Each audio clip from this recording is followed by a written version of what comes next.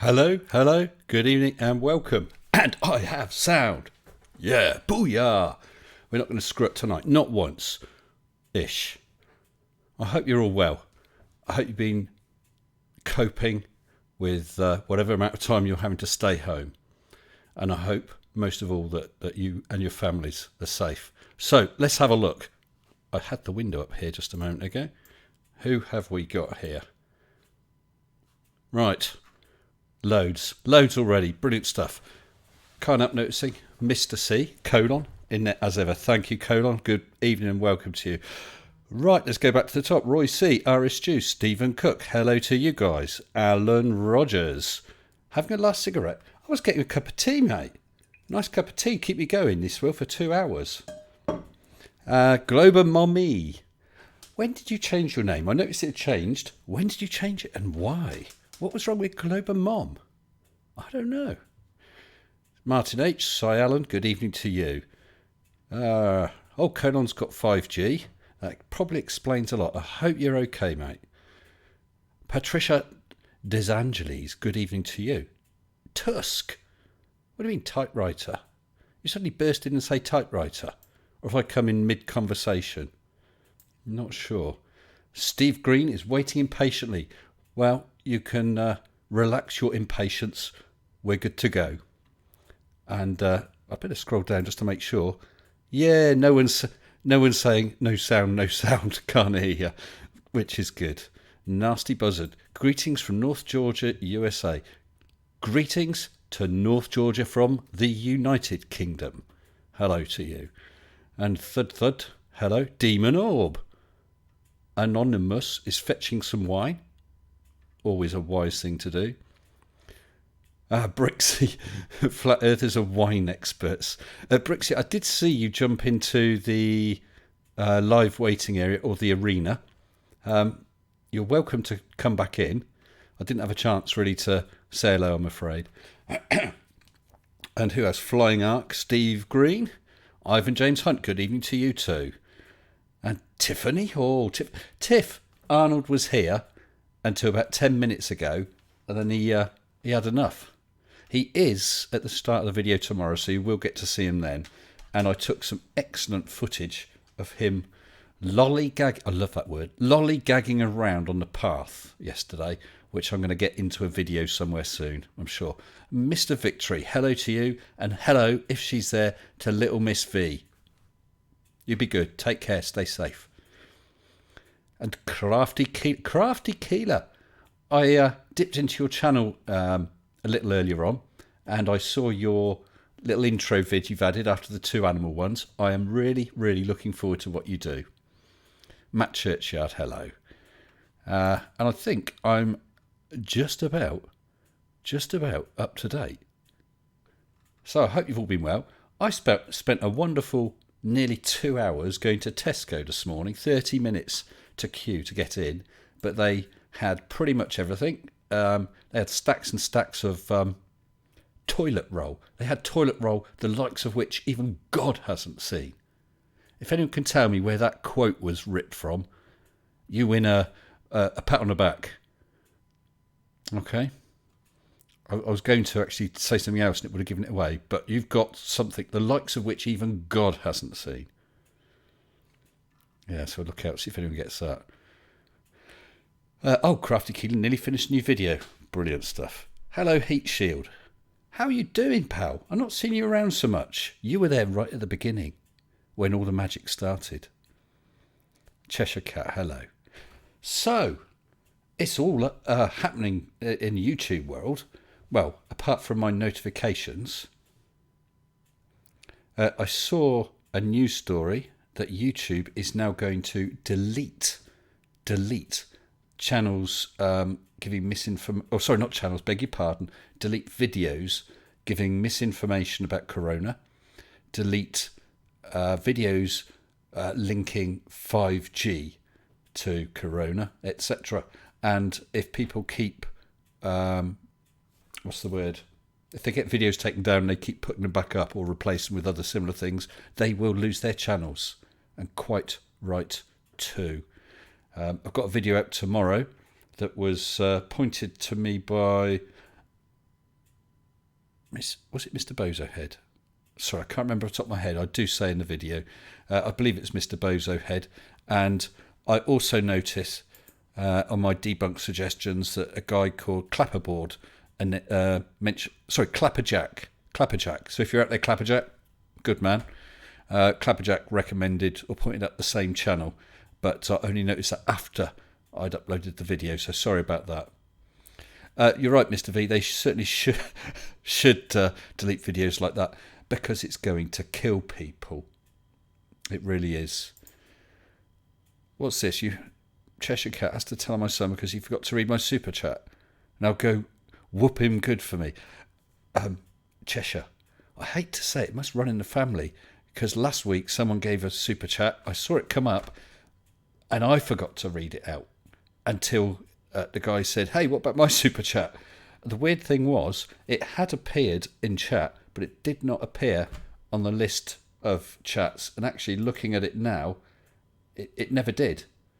So I don't know what happened, but he did make a super chat and it did get read out, but just a bit delayed. So Creaky Boy's letting people down, is he? Not good. Not good at all. Kristin Frost Laserbeams, hello to you. So tonight, I'm going to do a couple of things. I actually am going to be giving a shout out to two work colleagues of mine, Ed and Emily. I don't know if they're watching. I did let them know it would be tonight. A bit later on, we're going to be discussing a challenge that I set for Ed, and we'll find out how he did. So Ed and Emily, if you're watching, it'll be a little later on, because tonight we're going to do a just for fun quiz. Just for fun. I'm going to try and hang on to start that. Excuse me. Hang on to start that for a few minutes for reasons that will become apparent. So it's a quiz of 50 general knowledge questions, and we'll take a break halfway through to give a shout out to the patrons and find out about Ed's challenge. I'm looking forward to that. What was this? Oh, he did read it at the end, thanks to Mrs. Creaky. Yeah, quite right. I've met Mrs. Creaky, and she is a force to be reckoned with. She's quite lovely, but a force to be reckoned with. So, I bet he was quivering if she pointed that out. Don't want to mess with her. I mean, it's like Mrs. S. It must be something to do with debunkers' wives' partners. A bit like, was it Conspiracy Cats with his wife walking through and calling him an idiot? It's a hard life we live, you know. It really is. Oh, saw some new Nathan Thompson videos today, Steve. I must check him out because I haven't looked at him for a little while. I had a look at, who was it? Antonio Subarats, but he's still doing hour and a half long waffles that are just too boring to get into. Oh, Hypervirtualist, hello to you. Good job you're there. Good job seeing you there. Cheshire Cat, your wife's the same. Yeah, is Mrs. V there? Little Miss V there? If you are, no. So, CC, not Conspiracy Cats. Oh, beg your pardon, said. That would explain it. So is Brixie, are you still in there? Are you still kicking around? I don't know if you are. Superat's getting annoyed we don't care about him anymore. Did we care about him in the first place? I didn't really. Thompson in jail. There's something about jail. The guy who I'm doing tomorrow night, if he carries on like he is, he's going to get himself in trouble with the police. He's run away. What is the quiz on? Tiffany, the quiz is on my channel, okay? Oh, Brixie, you're still there. Are you a brave man, Brixie? Do you want to come into chat? I did see you in there, and you disappeared off. You snuck off, thinking I wouldn't notice. I noticed. Hello, Arthur. Flat Earth and the Bible, Arthur. Oh, Brixie's there. Right. I'll give him a few seconds so he knows I've noticed him, and I'm going to bring him in. It's going to be interesting. Hello, Brixie. Hold on. I wouldn't want to screw up and not have my sound on. Hello, Brixie. Oh yes, that's all right. I signed on the chat room as well, so it was like double volume. Oh, right, but I've got you. Let's just adjust your volume. But I've got you coming through okay. So how are you, sir? I'm okay. I mean, just like everyone else, there's been an unusual set of living conditions and working conditions, but yeah, everything else is okay. Oh, excellent. Glad to hear it. So I'm presuming from what you're saying, neither you or any relevant other halves, partners, family, cousins, uncles, three times removed. No one's suffering with this whole horrible situation yet. No, we're all well isolated. Fortunately, I can work from home, so Good. yeah, it's not too bad. Good stuff. Good stuff. Yeah, I'm glad to see you popped in because I thought of a couple people, you being one, and in you popped. Isn't that fortuitous? Synergy. So let me ask you a question, Brixie. Sure. You any good at quizzes? Science, I'd like to volunteer for. I'll try general knowledge, but we'll see. Yeah, because tonight, let me just change the topic slightly because I planned to do this, but I didn't want to plan it. I didn't want to actually make the change until I was ready. So if you give us a few seconds, because if I type it all in here now.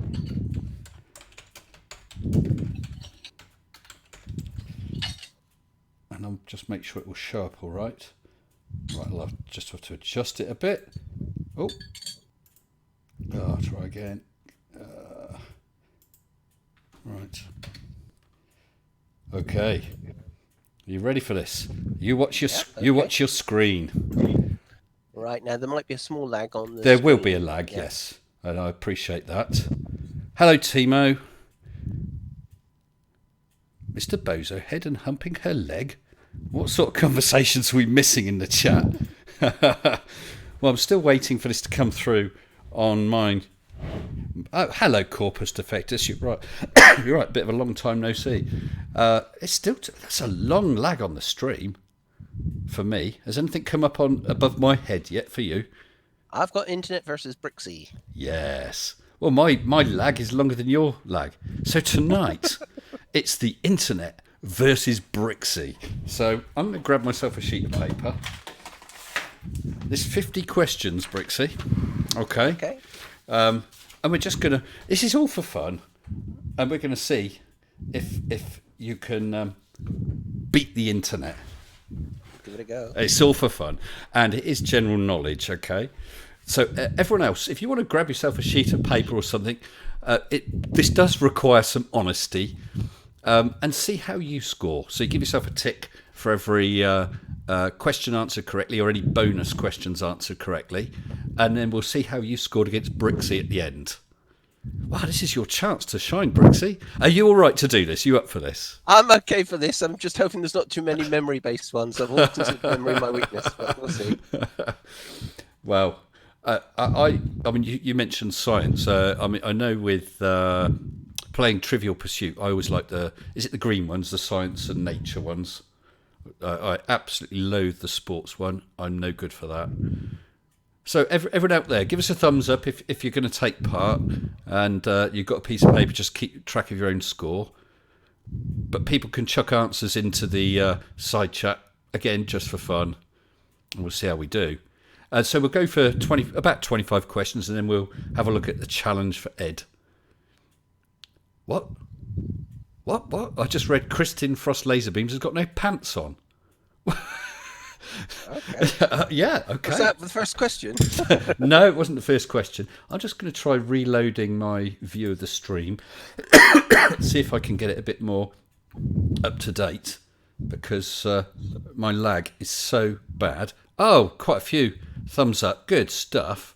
So what we got? Demon Orb, Alan Rogers, the Bard hasn't said, Martin H, Flying Arc, Mudge07, Roy C, Tiffany Hall, Cy Allen, Corpus Defectus, Keith Newton, Uberkosh, Andrew Baker.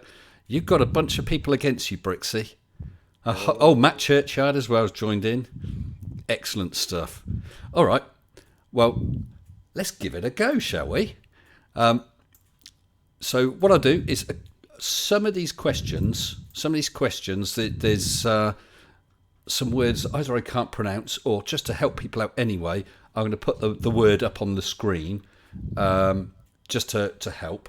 So I'm going to change that topic again, or at least I'll change it when I get to it. It's not many of the questions, so I think just 2 or 3, just as I skip through, just have a look. So, is everybody ready? Actually, you're trying to rearrange these. You were born ready, mate, weren't you? I'm going to rearrange these screens, hopefully so that I can... What's this? Cheshire Cat. We could do a live stream. I don't have any pants on either, Mr. Sensible. Well, that's all very well, but no one actually knows if I have any pants on either. But there we go.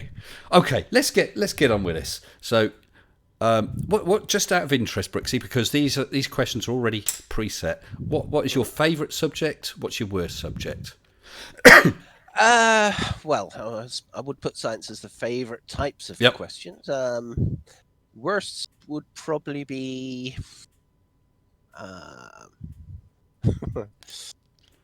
Well, sport for me, I can tell you that straight off. I would say historic dates, things like that. Oh, okay. Well, if we're ready to go, I did see some say what's all the thumbs up about. We got some more. Christopher Bell, Irish Dublin. I've forgotten who it was who said that. We're just going to have a friendly quiz, 50 questions. You can chuck answers into the side chat. And if you've got a sheet of paper or some way to note down as you get one right, and we'll just see how people do compared to our resident champion, Brixie. Yeah, I've got the high score today so far. He has. The Bard, I'm not going to answer that. Mr. Victory says this is fun with or without pants. And Patricia DeSangeles has her husband's pants on.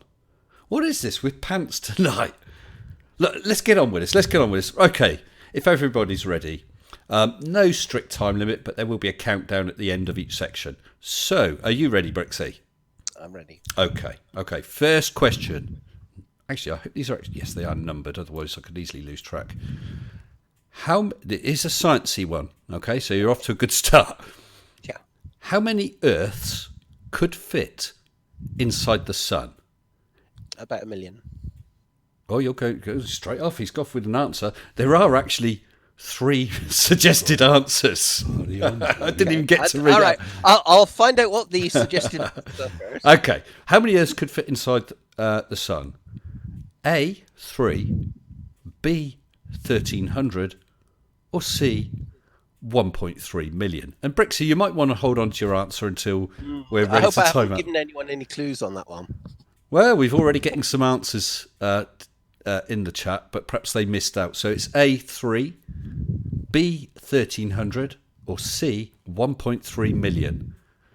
Well, third says it's 1,000,006. 12. It's 12, says Patricia. Wow.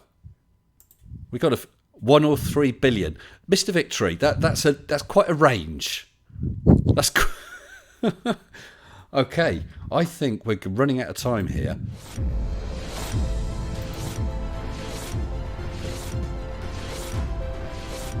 Running out of time. And here we go. The answer is 1.3 million. Actually, which did you say, Brixie? I know you said about 1 million in the first place. I'm going to have to get better at this. I said 1 million. But, I was nearest to that, obviously, is my choice. Yes, I am going to give you that as a point. I shall endeavour to ask you for your confirmed answer before I give the answer. So I don't know how people did out in the chat, but if you got C, 1.3 million, give yourself a mark and a little pat on the back, and you'll be tying with Brixie. Let's move on to the next question. You might not like this one quite so much, Brixie. Okay, people. Question 2. Where were the Declaration of Independence, the Constitution, and the Bill of Rights stored during World War II? Oh, yeah. There you go. So, everybody, where was the Declaration of Independence, the Constitution, and the Bill of Rights stored during World War II? So No. is this multiple choice, and when do I answer? It's not multiple choice. This is an answer.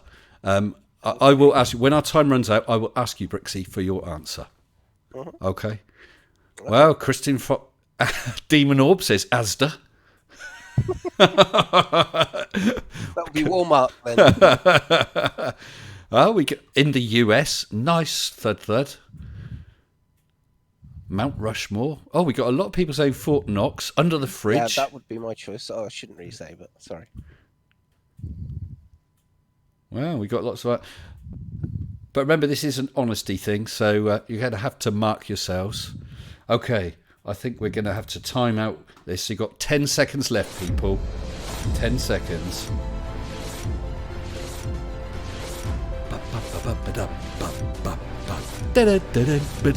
Boo!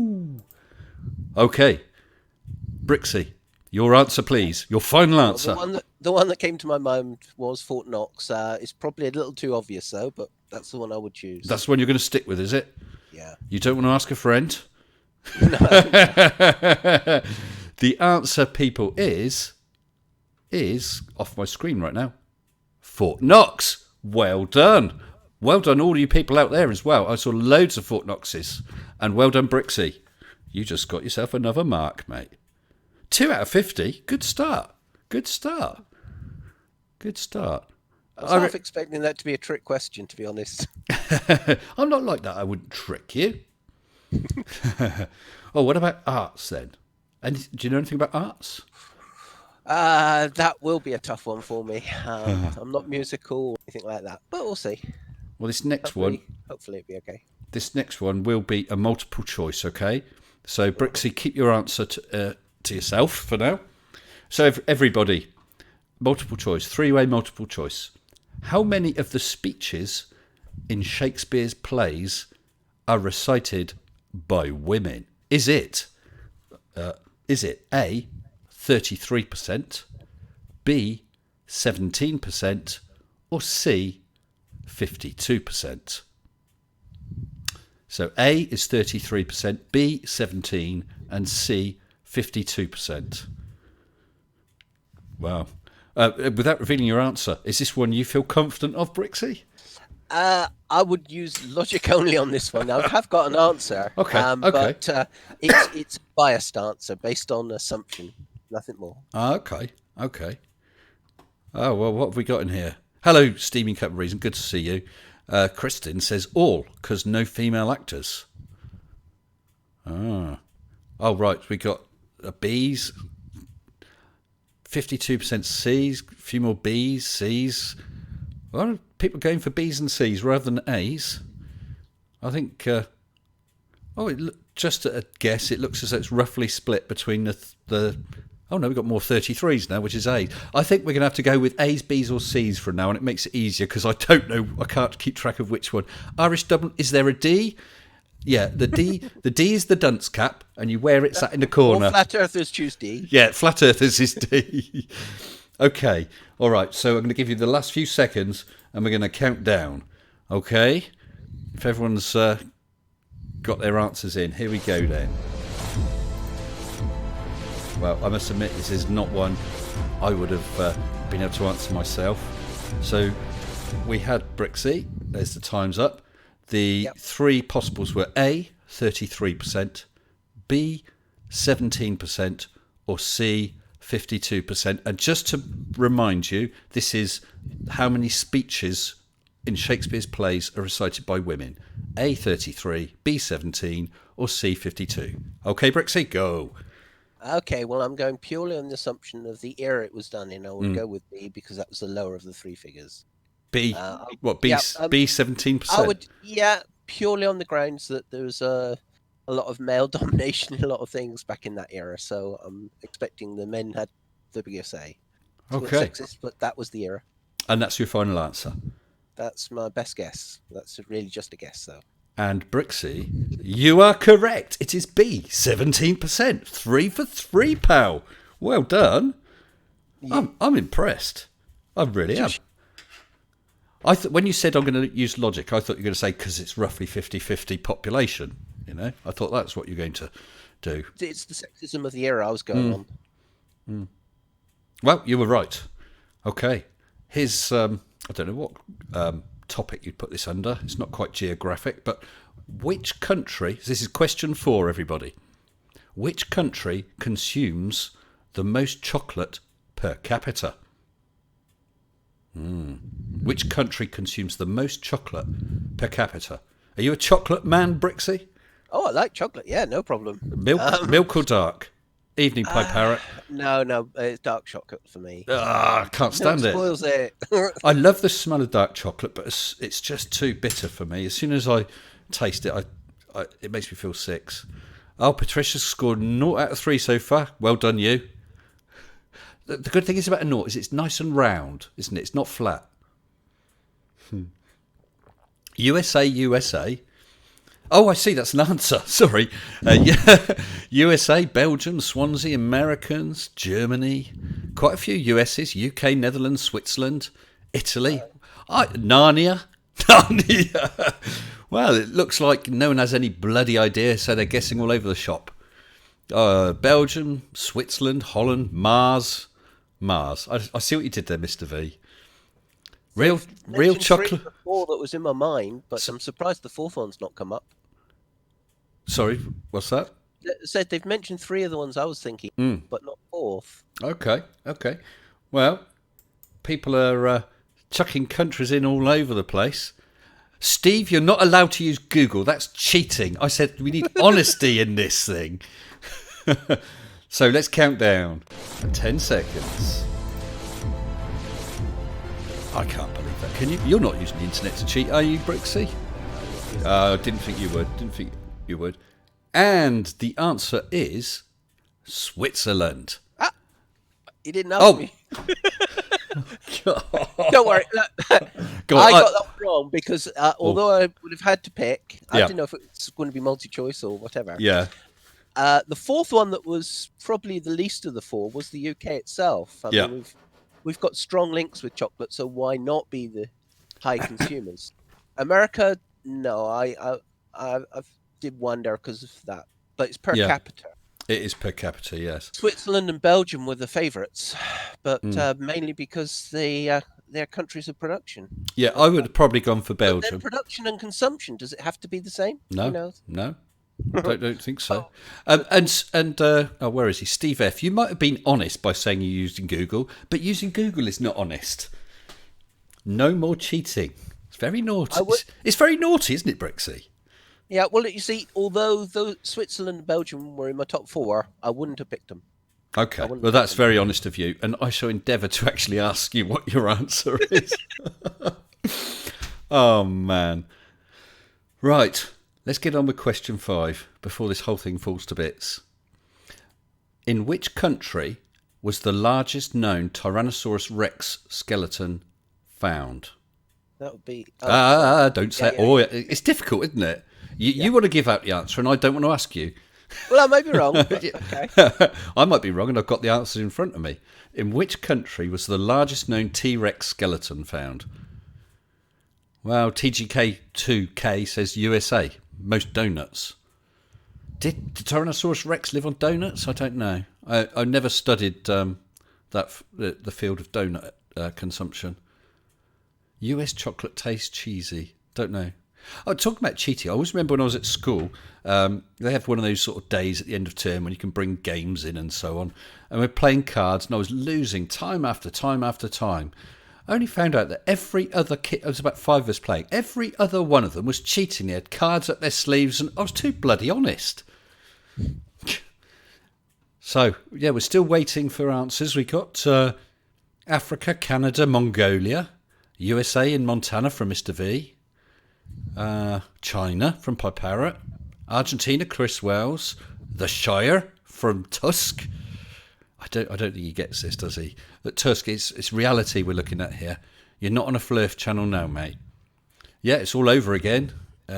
Africa, China, North America, Canada, US. Right. Do you think you know, Brixie, without saying it? Yeah, I started to doubt myself, but then I remembered you did say Tyrannosaurus Rex, didn't you? I did say Tyrannosaurus Rex, yeah, yes. I think I know this. Okay. And what else? Spain. Kent Hovine's Dino Land. Well, that may be true, but we're talking about they're plastic. Exactly, or fiberglass. They're not made of bone or plaster cast. Kent Hovind, there's a loser for you. And Rogenwalder answers B. Rog, this is not a multiple choice, okay? Unless the answer is a choice between B, in which case you might do very well. We'll have to see. Okay, do you have your answer? But hold on to it, Brixie. Okay, let's give people the last few seconds, and if I can switch to the countdown timer, we'll count down the final 10. I hope the sound of the 10 is coming through all right, because I don't listen to it, does it? Can anyone tell me? Is the countdown sound coming through all right? And 10 seconds gone. So, Brixie, I remember this time. Which country was the largest known T-Rex skeleton found? Sure. I know of three main places where dinosaurs have been recovered from. I believe the T-Rex was the United States. I know the other two, I'm staying with the United States. The other two were China, and I believe there's a Siberia, but I'm not sure about this third one. But the biggest, I believe, was United States, and I could be totally wrong. Okay. Everyone else ready? The answer I have here anywhere is that it's a country that borders the United States, and it is Canada. Oh, Canada. Now that's a surprise. It is to me. Whether it's right or not, I don't know. If it's not, that's down to this website, not me. So there we go. So Brixie, that's another. You're not doing bad. You're certainly doing better than I would have done. I'll tell you that. Okay. So let's see. It was the largest T-Rex ever found, measuring 42.7 feet. Lived in Saskatchewan around 66 million years ago. There we go. All right, a history stroke word meaning question next then. If you're ready for this then, Brixie? Oh, I'm not looking forward to history, but yep, sure. I tell you what, I definitely would not have got this right, okay? So everybody, here we go. What is a duel between three people called? What is a duel between three people called? I'd never even heard of this before. I didn't know there was such a thing as a duel between three people. But there we go. Apparently there is. So we're waiting for people to start answering in the... Yeah, I'm not bursting out a one, but I'll probably get this wrong. Okay. You're not going to let us down though, Brixie, because it's you versus the internet. Oh, I don't mind getting a draw on this one. Oh, right. Oh, a draw's all right. In other words, no one gets it. So it's what is a duel between three people called? This is question 6 for everybody. Wow. We're getting some answers coming. If this one's right. We've got troll, truel, trial, trial, theft, triul, trial, threesome, Martin. The one I'm thinking of is none of those. Polyamory, tricorn, a tripartite pact. And Streamlabs says, hey, if you like this stream, don't forget to subscribe. I like that posting, Streamlabs. Okay, a brawl, a ménage à trois. The Good, the Bad and the Ugly. Oh, yes. Do you know what? I've got that film and I watched it on a big screen. That gunfight at the end is fantastic. I love it. Are you into westerns at all, Brixie? I'll watch anything of as long as it's based on more fact and or good science fiction. Let's put it that way. Okay. Right. Sleepy Dan, what do you mean 3-way anal beads? That's not the answer we're looking for. I can tell you that. Okay. Right. So I'm going to give you guys the 10-second countdown. So get your final answers in. Be honest, people. We can't cheat against Brixie. 2, 1. Time's up. Okay. So, Mr. Brixie, what is a duel between three people called? Well, I'll be amused if I'm correct, but okay. I think I'm going with tryst. A tryst. Trist. As in no lover's tryst. So the guy that suggested a ménage à trois wasn't so different from what I've just said, if I'm right, but I'm probably wrong. Right. Well, several people have actually got the answer right. not only did I not know there was such a thing as a duel between three people, I'd never even heard of the word before. It doesn't even sound correct, does it? Duel means two normally. It does. So what do you think? Three? What's the word for three? Well, I mean, it's duel, not dual. So Yeah. I see people have put truel. That looks like a pretty good guess, but And I'll it stick is- with Trist, obviously, because I can't change. That's right. But it is a truel. Truel. So people who got that right, well done. That was well reasoned. Yeah, I think that's brilliant. I'd never seen that word before. Rock, paper, scissors. Yeah. Just imagining how it would work in practice, because, like, normally have like one bullet. Are you going to shoot the other two? Well, if you line... Well, could be, couldn't it? And what argument Line them up. would require three people? I don't know. Interesting. Which one squeezed the toothpaste in the middle? Whose turn is it to stack the dishwasher? In our house, it often comes down to a trawl. Now I know what it's called. There we go. That one was hard, Mr. Victory. You're right. So let's go on to something different. The next one. Oh, this is a bit more US centric. So I do expect our US posters, such as you, Tiffany Hall, to get this one right. Are you ready for this, then, Brixie? Yep. Because I guess your area of the your neck of the woods is not really in the US of A, is it? No, we No. have a small tie with the USA because, of course, the Pilgrim Fathers did sail from Brixham as well as Plymouth, but that's So- about it. They didn't like it, so they left. Well, I mean, they must have had their reasons for leaving. there. Okay. All right. So, Kicked out properly. question 7: which two US states do not observe daylight saving time? So you've got to have two correct answers It's to multiple be right. choice because there's 50 states. No. Well, there you go. It's multiple choice. You have a Okay, choice of actually- 50. Right. Actually, okay, I've Yeah, got but ideas. okay. I was going to say keep it to yourself. So we need two answers, people. Which two US states do not observe daylight saving time? Wow. Do you think they'll ever bring in double summertime here, Brixie? So you have double summer in the summer and yeah. summertime in the winter. What I would say is that there's a strong argument for not changing the clocks. That with the daylight saving time was introduced for a purpose. In the war, wasn't it? Really Was it in the war? historical. Was it in the I war? think it was before that even. Was it? There was a campaign to try and change not only the daylight saving time, but also turning it back to one thing, but also to actually change the calendar to 13 months. There's a good reason for that too, so that every year starts on a Monday, that sort of thing. Well, we're getting lots of answers to this, and a lot of them are very similar. A lot of them have said Hawaii, but That was one of the two. Hawaii. Oh, sorry. Yeah. Well, Hawaii I've got a and second one for the same reason, but I'm not saying what the other one is or Yeah. why. so it's quite But interesting. definitely that's one of my two, that's sure. But again, I must admit, I would not have had any idea at all. So, well, we've Oh, had I a lot- don't know the answer. I'm No. simply No. applying logic again. There's Well, I'm going to count down to 10 seconds then. And then we'll find out if anyone's right at all. Because you have to get both answers right for it to count. It's a bit mean, but there we go. And time's up. Okay. So, Mr. Brixie, you've got Yeah. 2 states you have to give. Right. Well, there's only two that I could think of that would separate out from the rest and fit in with logic of daylight saving, and that Yeah. would be Alaska and Hawaii. Alaska and Hawaii. They're away, mainly because of separation from the mainland. Yeah.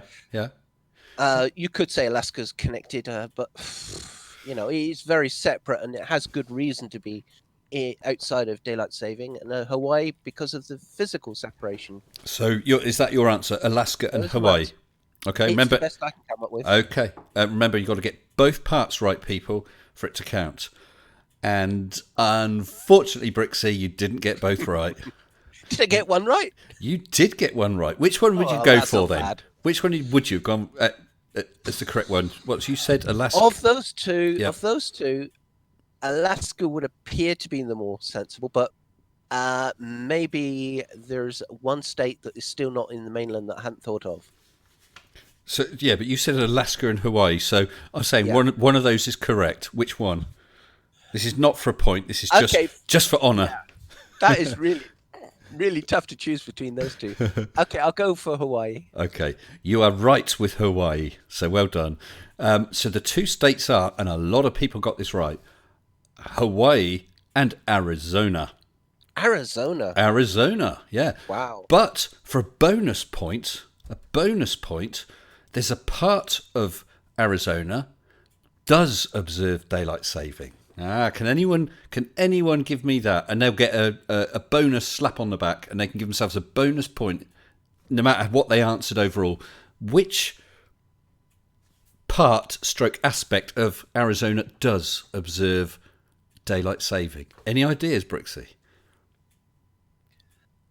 I'm even struggling to think if it's bordering with Mexico. I know it's deep south in America, but no, it's not fair to even hazard a guess on that one. Okay.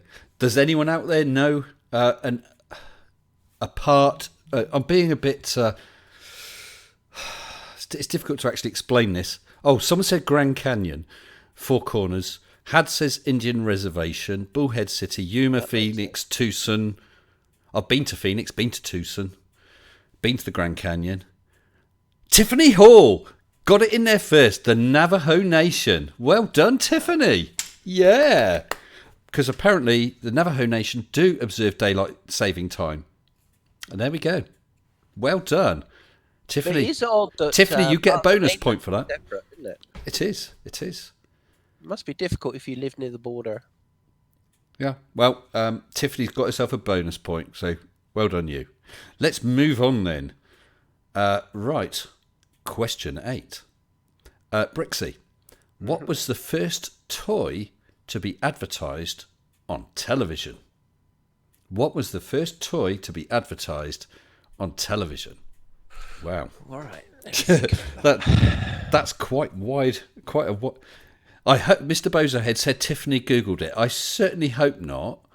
You didn't Google it, did you, Tiff? I'd be disappointed if you did. Yeah, stuck in Florida. Navajo Nation. That's correct. And I suspect most people could get it right after we've already given the answer. But the question now is, what was the first toy to be advertised on television? So it's almost certainly an American question. I don't know. And actually, if I did know, BBC wouldn't have an advert, would they? Oh, that's true. You're using logic like a knife, like a scalpel, Brixie. It's a historical question. That's all the only tool I got. Well, answers we got. So, clicked on the wrong window there. Haven't lost it. Slinky, Barbie, Yo-Yo, Cindy, Meccano, Pet Rock, Train Set, Shadow Legends. I don't think so. Lincoln Logs. Barry. What's Barry? Timo says Scrabble. Toy Pistol. Cat Gun. Wow. Stickle Bricks. Crayons.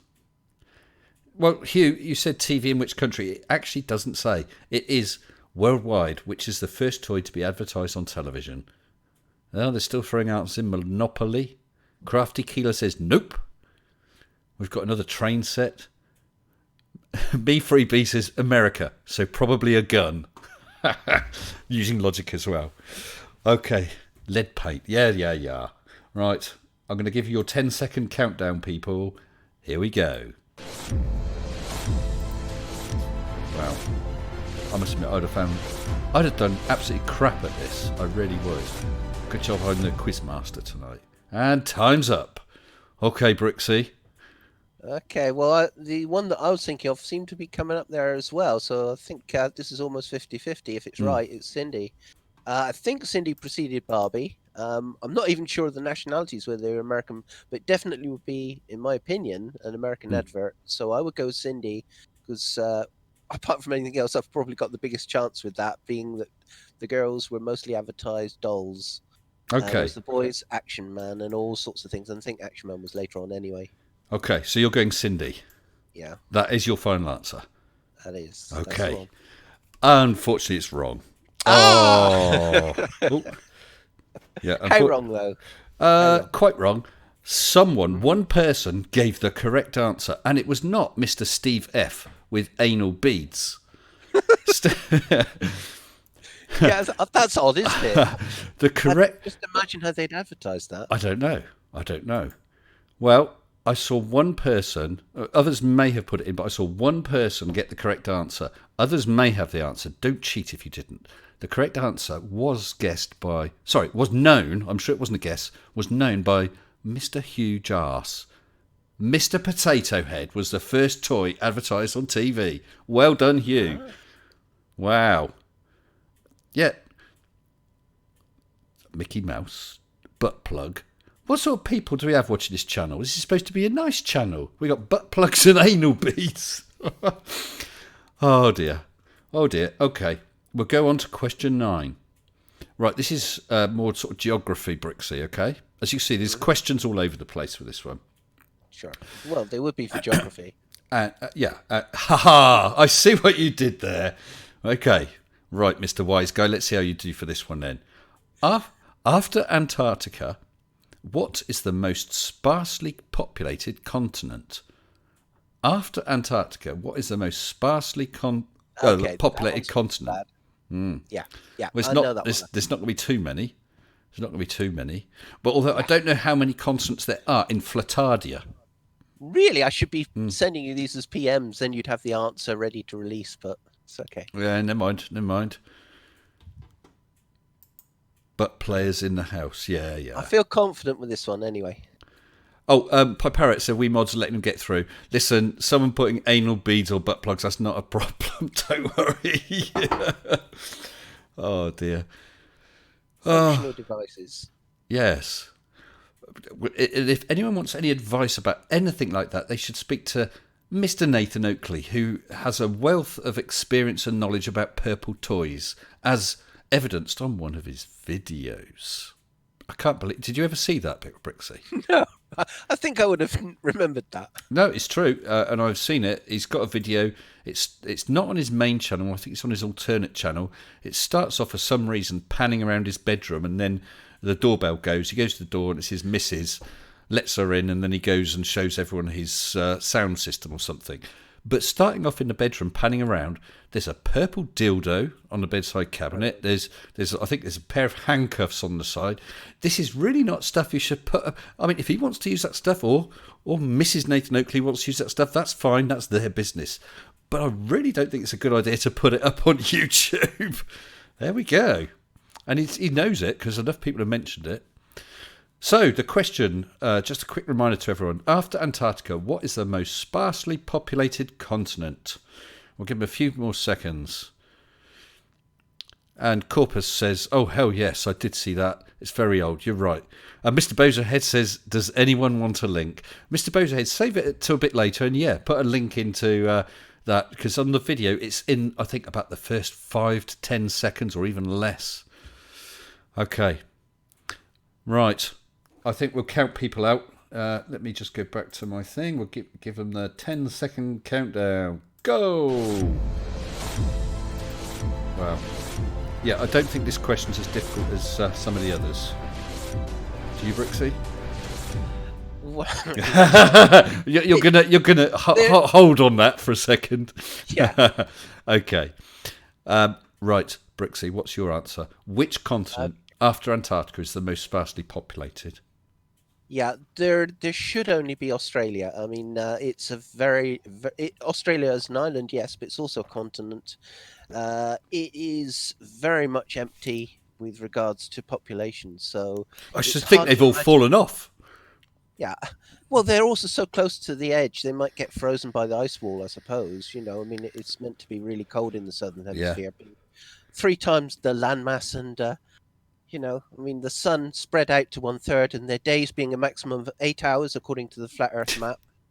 With the sun will actually have to whiz over, wouldn't it? The ice must be really thick across most of Australia. So is that your answer then, Australia? That's my answer, yeah. Okay. You and everyone who said Australia is correct. Give yourself a point. It's all right, Brixie, I'm keeping track of I'm relieved on that one because it seems so definite on it. You know? I look rather stupid. I haven't gone through the explanation. That's all right. I'll let you go through the explanations. Right. Oh, I've just got a super chat. It'll come through to me eventually, but I've just seen it, so I'll read it now. From let's just move that aside so I can see. From Appearance is Not Reality for $4.99 US. Refreshing change, Mr. S. Fun idea. Thank you, Appearance. I must admit, I did think of doing this a while, and then I saw that Creaky had done a quiz, and I thought, oh dear. Super chat. And then I thought, well, I'll leave it a while, and I'm going to do one. And I agree, it is fun. It does make a nice change. So thank you very much for the super chat. That's much appreciated. So let's move on to the next one. Oh, how are you on biology then, Brixie? Oh, that's science. That's okay. Okay. Yeah. Well, I studied a variety of sciences. So right. Okay. Got a chance anyway. Well, this is a specific question, no multiple choice or anything like that. Okay, everybody. What is the smallest bone in the human body? What is the smallest bone in the human body? Wow. Okay, I've got an answer. Okay, well, that's good. That's good. Well, if it was okay, a flat see how it earther, goes. if it's a flat earther, I think it'd probably be the skull. I don't think many will get this, but I'm probably wrong because there's so many bones. But I'll give it a go when it's ready. Okay. Well, I had an idea on this, but I couldn't think of the proper name. And even when I saw the name they gave, I'm surprised I remember the name of this one, but there's probably another one that's smaller, so we'll see. could be. People, Watto UK says my Willie. Really, Watto? Well, a lot of people are going for ear bone. I don't think there's an ear bone. No, there's a drum. There's a drum. Yeah, but yeah. Some people have said something which I had thought. Yeah. Well, anyway, that's not the one I was thinking of, but he might be right on that one. Well, here's some Resting here's some general knowledge. Corpus Defector says that the Constitution of America was copied from Het Plakat van Verlatinge. How's my Dutch? I don't know. Word for word, which is the Dutch Constitution written in the 1400s. Look it up. Is that something you just did? You looked it up on Google, did you, Corpus? Did you? Did you? Huh? Okay. Well, we've got quite a few answers there. A lot of people had a go. Clive Wells, typewriter. Could be a good answer. I'm not sure whether it's the right one, but at least you've had a go. This is all about participation, isn't it, Brixie? So he's hoping for typewriter. Oh, Jenny Morgan said 3 ear bones, stirrup, anvil, hammer. Now that, you see, was where I was thinking. Okay, I think it's probably about time. Let's count people out. There we go, 10 seconds. You do realise, Brixie, that I'm just guessing an amount of time for each of these questions. It's all for fun. Okay, Brixie, so do you have an answer for us? Well, I'm going to have to go with the original one, which I think the guy that said hammer is probably right, but I'm going to have to stick with what I thought of, which was coccyx. But that is way bigger than the hammer, if the hammer is genuinely a bone. Okay, so the coccyx at the base of your spine? The coccyx was the one that I thought of. Okay. Once I heard hammer, I thought, I think he's right. Yeah. We'll see. Well, the answer is, and I'm not sure how you say it, so please don't laugh if I get it wrong, stapes or stapes. I didn't know that one at And it all. is one of the ones in the air. I was thinking stirrup or hammer or whatever, but I guess they're just common names for it, but the stapes is the proper name. So everyone who got that right, well done. Give yourself a point. Brixie, I'll give yourself a negative point. Never mind. Well, Never mind. The coccyx is the tailbone, but I couldn't think of smaller than fingers and so on. But Yes. even that, the coccyx might be bigger than one of the bones in the finger. So Huge Arse is just asking you a question. His cock is what?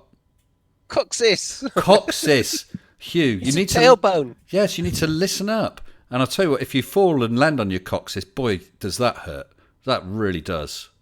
And Ugly Jim True says that that's the Latin name for the stirrup. So actually, I would have got that right. That probably would have been the only one I got right.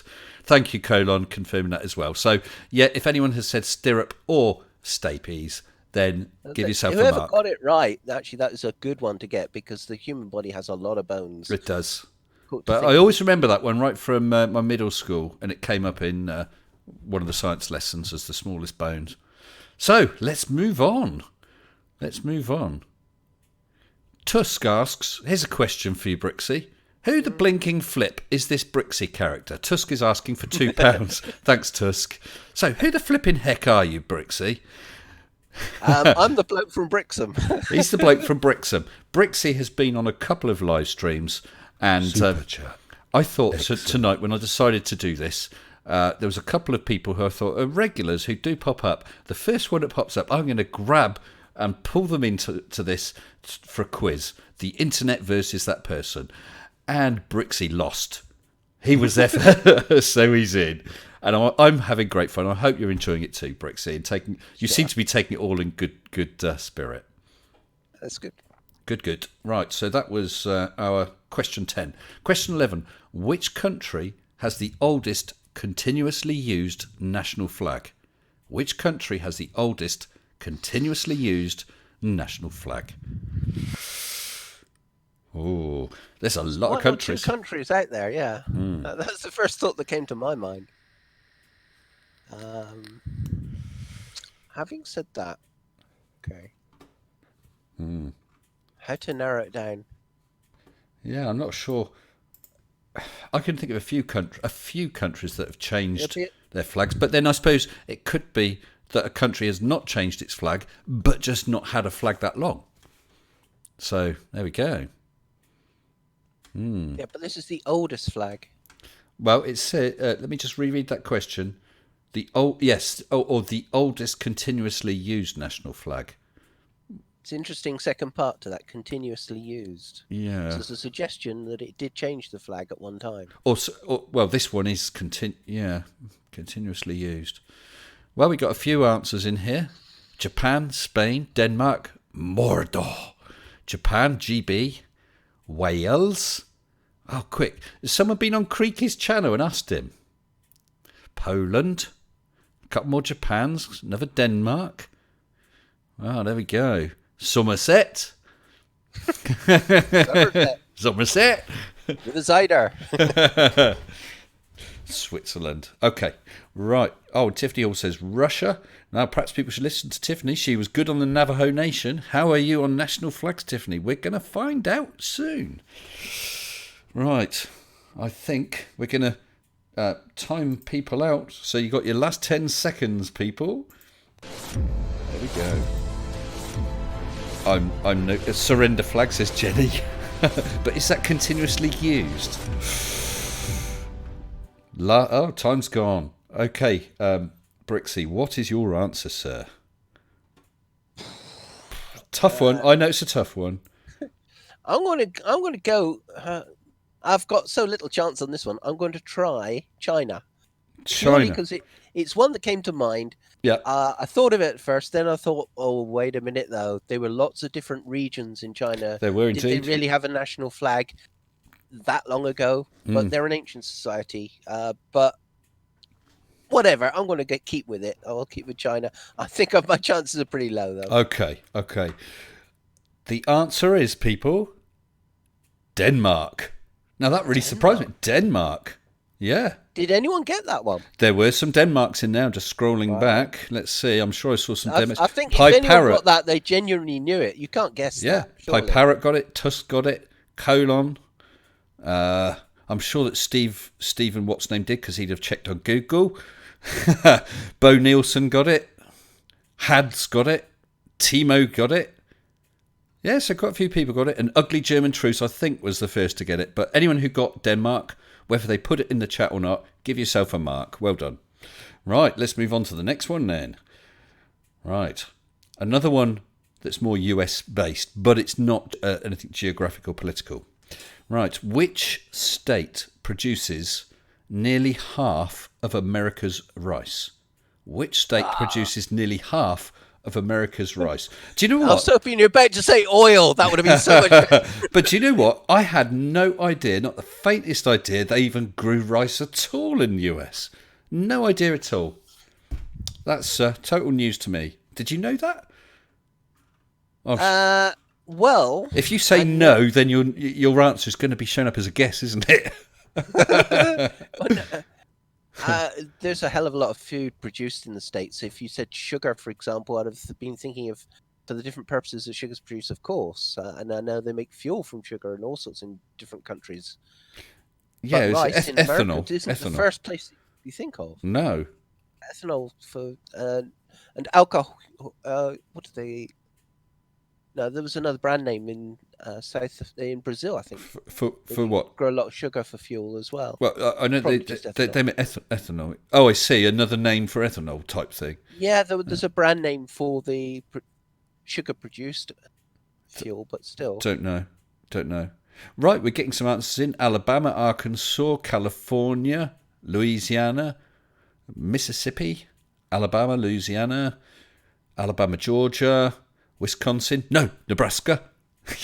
Changing his mind mid-answer. Kansas, Maryland, Kellogg's. Kellogg's?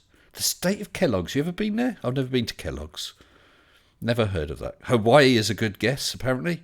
Iowa. Hawaii? Captain Kirk came from Iowa. He works in outer space, but he came from Iowa. I don't think Hawaii could be because it's just too small, surely. Uncle Ben's. Right, we've got another Wisconsin, Minnesota, number 1 for wild rice. Oh, wait, says appearance not a reality. Someone said Hawaii. I'll change to Hawaii. Okay, right, let's give them their 10 seconds then. Here's your 10-second countdown. Oh, this is exciting stuff, isn't it? So exciting. This is better than going to work or going out to the pub, isn't it? 10 seconds are up. Right, Mr. Brixie, sir. You have a choice of about 50. So which one are you going for? I did hear, and amongst those, a better one than the one that I was thinking of, but I'll stick with the California. Well, yeah, but hold on. Before you answer, I mean, I could have listed all 50 states, you know. It's up to, no one gave any reasons why they thought them. Well, so it's up to you. You haven't given an answer yet. So... Okay, all right. I will.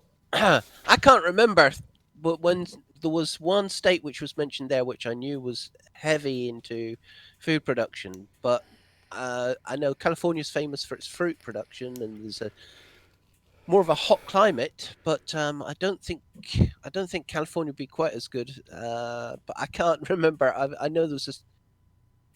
I'll just have to stick with California. You're going for California. Okay. Right. The answer is, like I said, I had no idea they even grew rice anywhere in the States. And Colin says it has to be a wet state, but the state is Arkansas. So that was not the one. Okay. Yeah, though somebody suggested the bread bin of America, and I thought, oh, that was a good one. But again, yeah, it's not one that you'd immediately think of, that's for sure. No. The only thing I know about Arkansas is that's where the Clintons come from, isn't it? Or Little Rock, Arkansas. It just happens to come up on a map here. It wasn't Clinton from Little Rock? I'm no expert on America. I don't know, but actually, a bit further north up the state, there's a place called Clinton. Is it named after him? Maybe. Who knows? So, yeah, Arkansas is the leading producer of the popular grain. The state is responsible for around half of all American rice. Mr. Victory says, fudge, really, I suck at this. But listen, Mr. Victory, don't worry about it. It's just for fun. Keep track of your score. And moving on, we're going to go on to the natural world then, Brixie. Mm-hmm. Okay. Not too bad. Oh, and Tiffany says, yeah, the Clintons are from Arkansas. Booyah! Well, I got one right, even though it wasn't actually one of the questions. Never mind. Okay, the real question is, what is the loudest animal on Earth? What is the loudest animal on Earth? Now, if people had been watching my channel very closely, they might have got a hint. Not an exact answer, but they might have got a hint from one of my videos. I don't think I'll be changing my mind on the one that's in there, but I would say that this might possibly be one of those questions where you actually want a definition from the word, in this case, loudest, to give your listeners a chance. By loudest, you mean something that creates the largest volume. It says, because I'm not trying to twist the questions, okay? It says, what is the loudest animal on Earth? Okay, all right. So whether that includes things like insects, birds, I presume anything like that, I would presume. That's not a hint. If it's what I'm thinking of, it does actually include. Yeah, okay. I'm not. I can't, Yeah. I've Well, got a good idea, but it might be wrong. right. Well, we got some answers in here coming in. Where are we?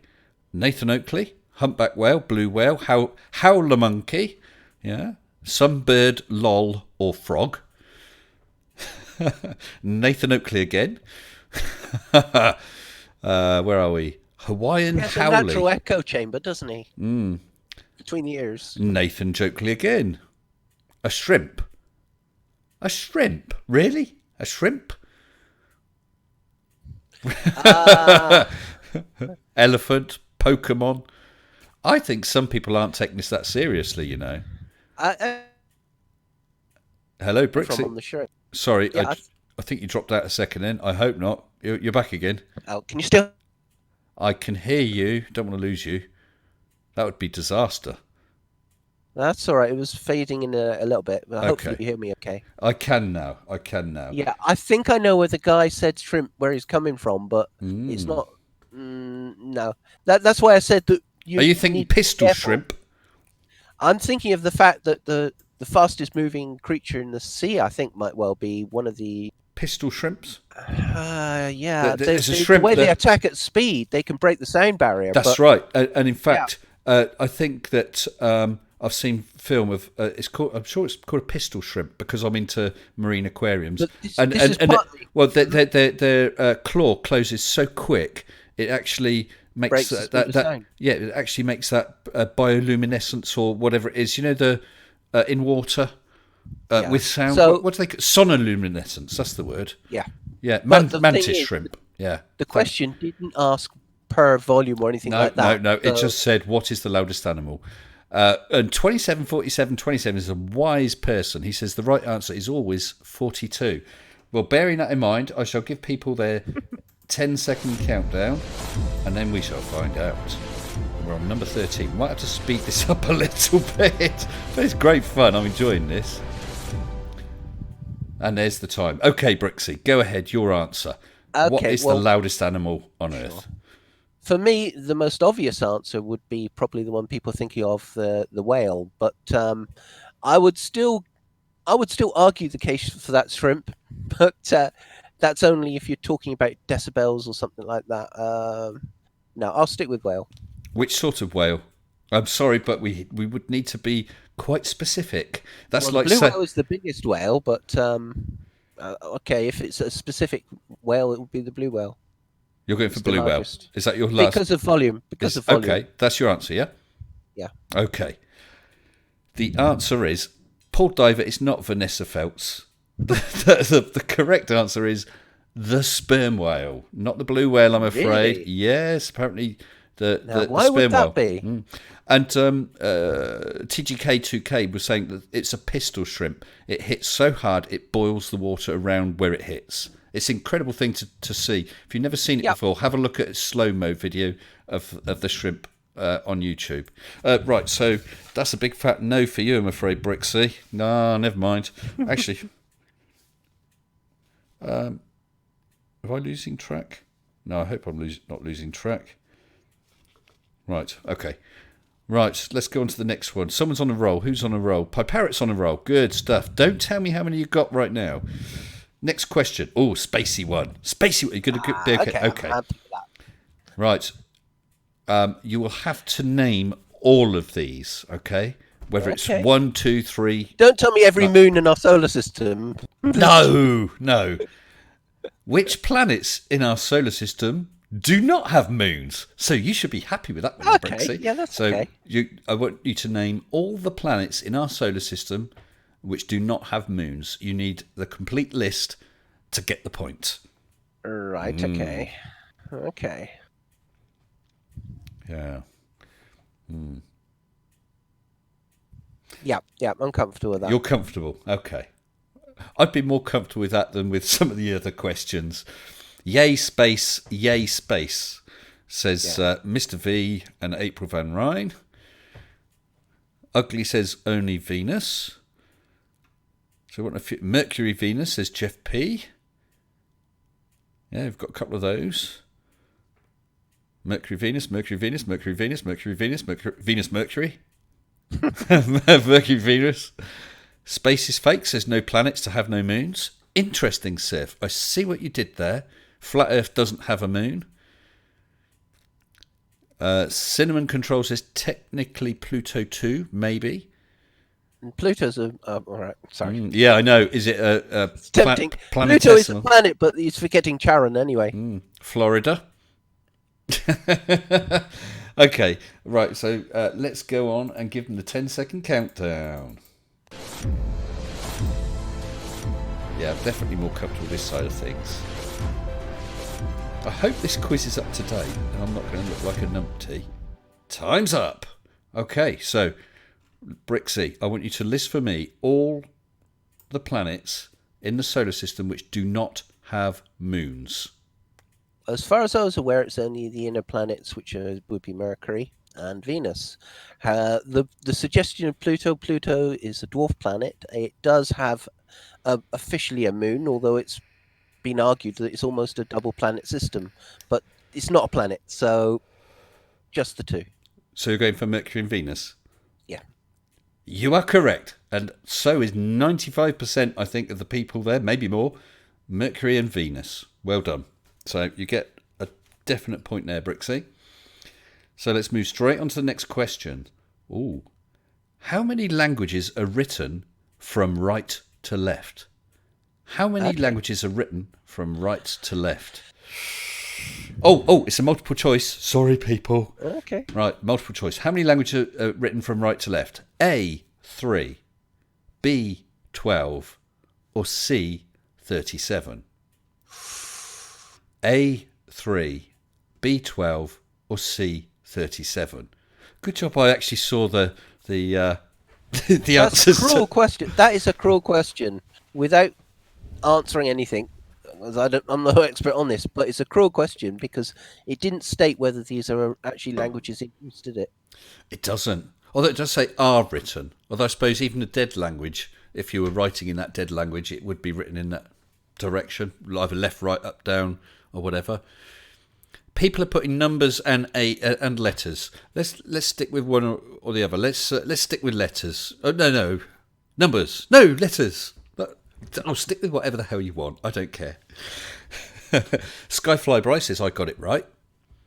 Good man. And Surf says B12 is a vitamin.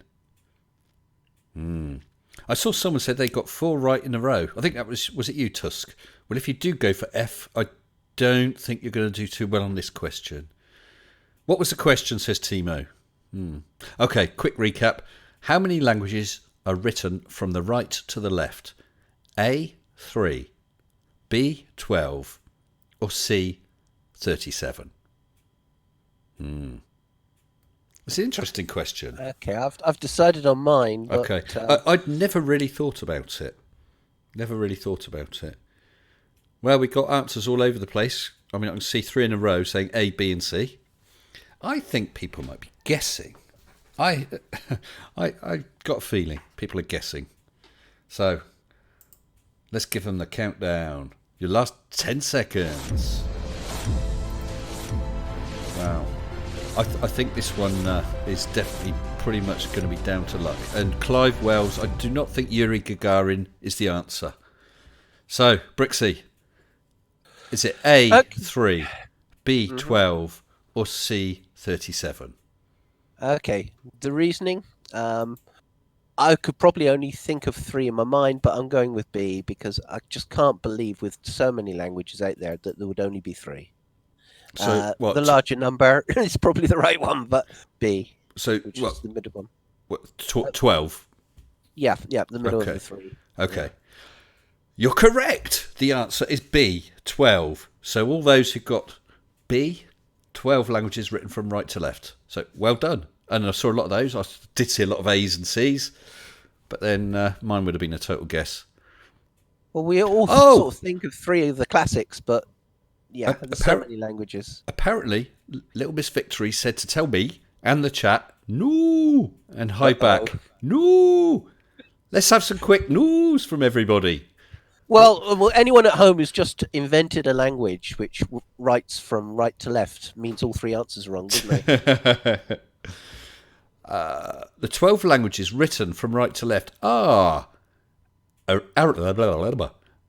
Arabic, Aramaic, Azeri, Divehi, Fula, Hebrew, Kurdish, Unko, Persian, Rohingya, Syriac, and Urdu. There you go. Oh, this next question, I'm not sure. This is going to be a bit of a guess. It's a multiple choice one. Oh, look at all those noos in the chat for little Miss V. Guess at the answer yet, or they're going to wait for the question? Yeah, I tell you what, there's a good idea. People, the answer to the next question is A, 3 million, B, 33 million, or C, 3 trillion. Those are the answers. What's the question? No, we got to do this properly. Right, Brixie, how many trees are there on Earth? 3 million, 33 million, or 3 trillion? Okay. And little Miss V, why don't you have a go at this as well?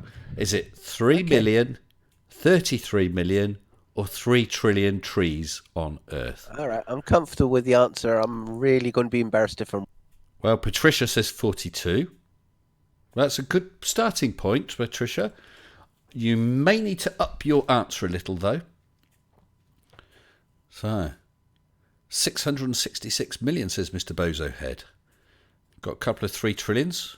A 3 trillions. Lots of 3 trillions. Yeah, loads of those. Another 42. You can't go wrong with a good 42, can you? Yeah, Tiffany says C for sure. Trust Tiffany. She knew about the Navajo Nation. I was impressed with that. Did you count them yourself? I did, Hugh. That was my research, because I know that Flat Earthers tell us to do your own research, and I counted them myself today. I did get a fine for a non-essential journey, though. So, let's give him the last 10 seconds. Here you go, people.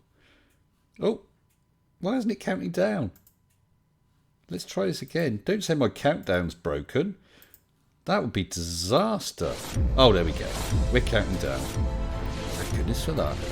So, oh, sorry, I screwed up the counter there. That was my fault. 5, 4, 3, 2, 1. Okay, Brixie, is the number of trees on Earth, is it 3 million, 33 million, or 3 trillion? Well, absolutely, it would have to be the larger figure, the 3 trillion. I mean, the 33 trillion. I mean, it has to be measured in the trillions. People are actually being sponsored to plant 1 million trees on different projects. How could it be anything less than that? Yeah, 30. So now I'm going to look so stupid if it isn't. No, I agree. I agree. I would have gone for that like a shot, and that is the correct answer. It's C, 3 trillion, or as someone said, 3 trillion. See what you did there. And Patricia says lots. Well done, Patricia. She's got that. She's good, isn't she? Yeah. Okay, let's move on to the next question. 17. Okay. Bit sort of sciencey stroke geographical. Mm-hmm. What is the largest glacier or glacier in the world? What is the largest glacier in the world? Oh dear, you have to name it. You have to name it, yeah. So this would be quite hard, because you might say, oh, it's the really big one that goes from here to there, but that doesn't count. What's the name? The largest glacier in the world. Yeah, this would be a tough one. It's even tough. I'd find this one even tougher because I've never bloody heard of it. Well, it's even tougher considering that the last question was so easy. You think, oh, all right, okay, that's the level we got. That's all right from now on. Oh no. The ice wall, says Sleepy Dan. Look, Antarctica isn't a glacier. Antarctica's a continent. You're going to have to be a little more specific. Wow. Foxes. Yeah, 2 people have gone for foxes. So that'll be Fox's Glacier Mints. Greenland ice shelf. Well, I think technically, and I learnt this the other day, what is it? An ice shelf is over water. Oh, is it? No. Oh, no, isn't it shelf? Or did he? Which way was it? I'm sure it's shelf on water, but I can't remember what it was on land. Sheet. Yes, sheet on land, shelf on water, because they have the shelves breaking off, don't they? I'm sure. Yeah, that makes sense. Yeah. Okay, I people. hadn't heard it before, but yeah. No, I'd never thought of it, and I'd have probably used them interchangeably. Okay, we got several answers. Okay, well, Andreas Eltz. I'm going to have to say you're wrong because I can't even read out your answer, but two people have said it. Oh no, Andreas and Timo have said Vatnajökull. I don't know how my pronunciation is on that one. Patricia says Titanic. Hit it. Largest by length or volume? The Fox's Glacier Mint. Yeah, so do I. Huge R says largest by length or volume? Yes, Hugh. Okay, so I hope that helps. Right, okay, let's give them their 10-second countdown. There we go. 10 seconds. I hope I don't mess up the counter this time. And another Fox's Glacier Mint. I haven't had one of those for years. Used to really like those. Okay, Brixie, what is... Let me read the exact question. What is the largest glacier in the world? No, I don't even know the names of glaciers. No, nor did so I. It's not fair. I couldn't even hazard a guess. So Okay. If it was a shelf, maybe I'd have a go. But no. So you're going to have to dip out on that one. I'm going to have to pass on that one. Okay. The two people who said Vatnajökull, according to Kristin Frost laser beams, that is the largest one in Europe, not the world, and she's been there. The answer is, and some people did get it, was the Lambert Fisher Glacier. Which you have to know that. Then you can't guess that. No, that's right. It measures 250 miles long, about 60 miles wide. The massive chunk of ice is the largest glacier on Earth, according to the National Snow and Ice Data Centre. Of course, next year it may not be, and we'd have to rewrite this quiz. Okay, a sports one for you then, Brixie. Okay. Okay. American or British? Yes. Which two professional sports teams once merged to form the Steagles? The Steagles?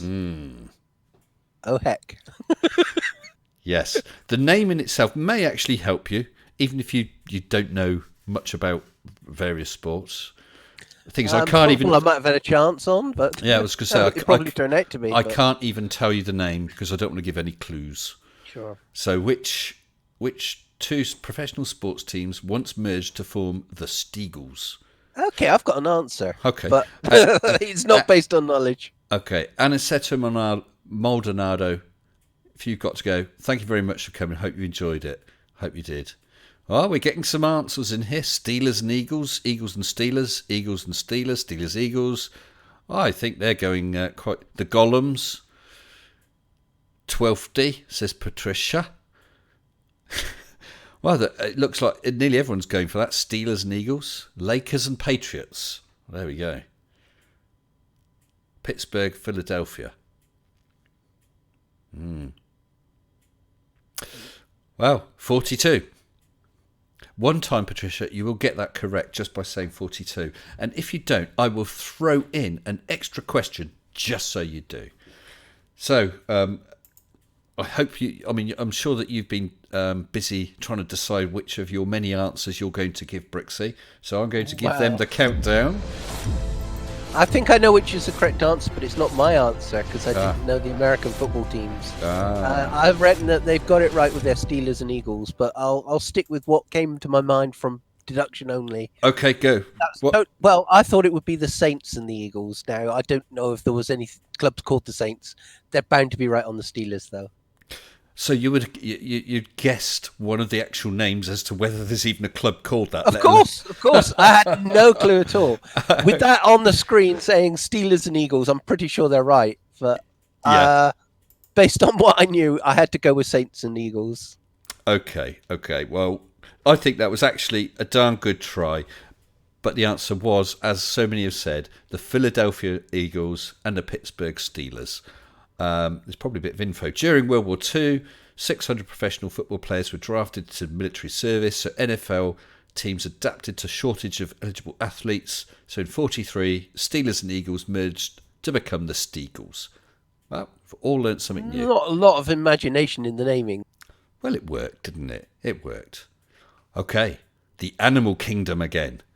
And this question, I do expect the correct answer from Tiffany Hall. Okay, I expect the correct answer from you, Tiffany. Right, Brixie. What are the folds of skin on a cat's ears called? What are the folds of skin on a cat's ears called? I've got a cat. I've got 2 cats. I've had cats all my life, and I never even knew that there was a name for it. But I suppose sensibly there is, because like parts of human body, there's a name for every single little bit, isn't there? Oh, and by the way, you can either have the scientific term or the colloquial term. Okay. That's generous, isn't it? I've got a slight chance with my thoughts then, but this biology was not animal biology. Okay. Yeah, no.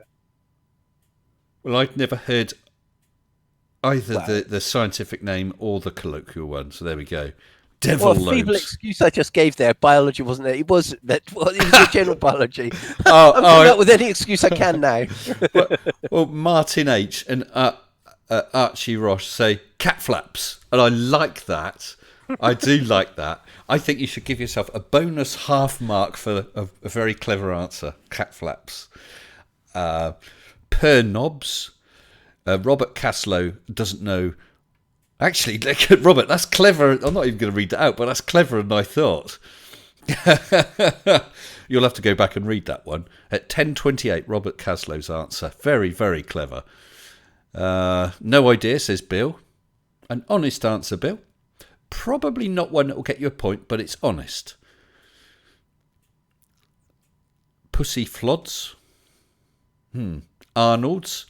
Tiffany, I asked Boo Boo, and she has no idea. Oh dear, Tiffany. You're going to let us down, are you? Oh dear. Cat aileron, said Jenny Morgan. Oh dear. Right. We've had quite a few answers. So let's give them a 10-second countdown. Actually, how are we doing for time? 10:30. Oh my God. We've been going an hour and a half and we haven't got halfway yet. We better speed this up a bit. I've never actually asked. Are you all right for time? Yeah. Okay. Right, so your answer then, Brixie.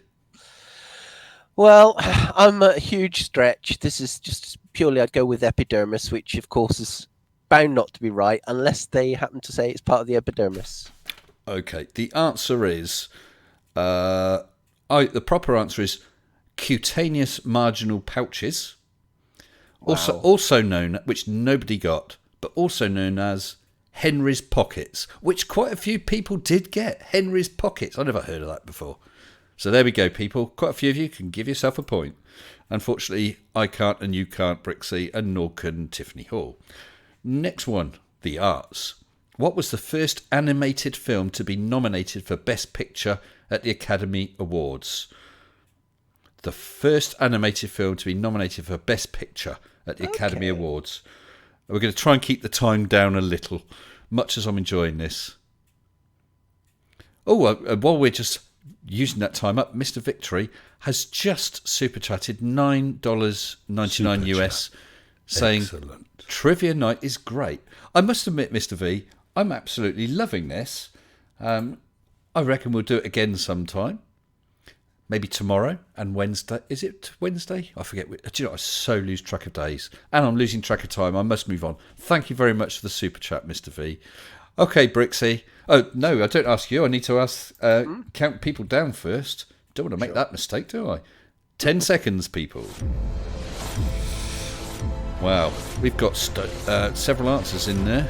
Lots of Snow Whites, Beowulf, Final Fantasy, Debbie Does Donald Duck. What's that? Citizen Kane, Riverboat. Right, Brixie, the first animated film to be nominated for Best Picture at the Academy Awards was... Boo! Right, well, I'm going to go with... It would have to be a Disney film, and therefore I would go with his first creations, which would be Mickey Mouse. The film, I'm guessing, was Mickey and Pluto, but I wouldn't know the title, so I'm just going with Mickey and Pluto. Okay. Disney was involved... which is probably quite logical. Not guaranteed, but quite logical. The answer was Beauty and the Beast. So that's actually not that many years ago, yeah. Beauty and the Beast, people. So if any of you... I didn't see it. Oh, no, Tiffany Hall got that. Tiffany, you really are on a roll, aren't you? Roger Rabbit. I can't see anyone... I mean, if anyone else did get that, I apologise I missed it.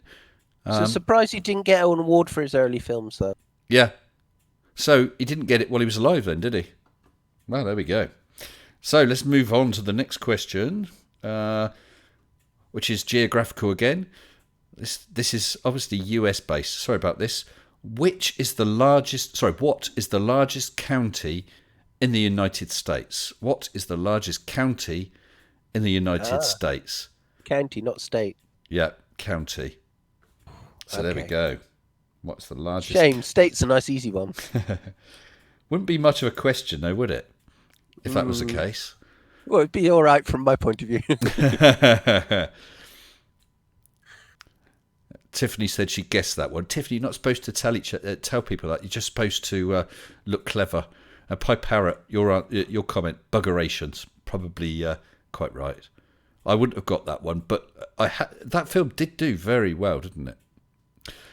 Okay, well, I'm going to round up the time sooner rather than later. We got Orange County, Houston something, Los Angeles, Adams, Jefferson, Orange, Hazard County, lol. Oh, what was her name in Hazard County? Daisy Duke. Bo Duke, yeah. Bo and Luke. Duke. Bo and Luke Duke, yeah. Yeah. And Daisy. Boss Hog. So let's round up the time. So it's what is the largest county in the United States? 10 seconds, people. Well, this would be a tough one for me. I could name some counties, but their sizes and so on, I have no idea on Brixie. And time is up, so go for it, Brixie. Oh, I'm going with one with a high population, so LA, Los Angeles. Oh, right. Okay. See, I wouldn't even know if that counts as a county. Exactly. If it counts as a county. Yeah, if that counts, I don't know. Right, I'm afraid, Mr. Brixie, that's a no. Sorry, the question was England, Devon. There you go. The answer, people, is, and some people got it, is San Bernardino. What? San Bernardino. There you go. That's the largest county. In California it is.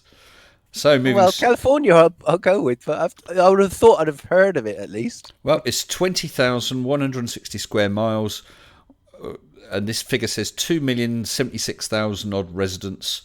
So it's the largest county in the US, and it's also bigger than the entire country of Switzerland. Well, there we go. There we go. Next question.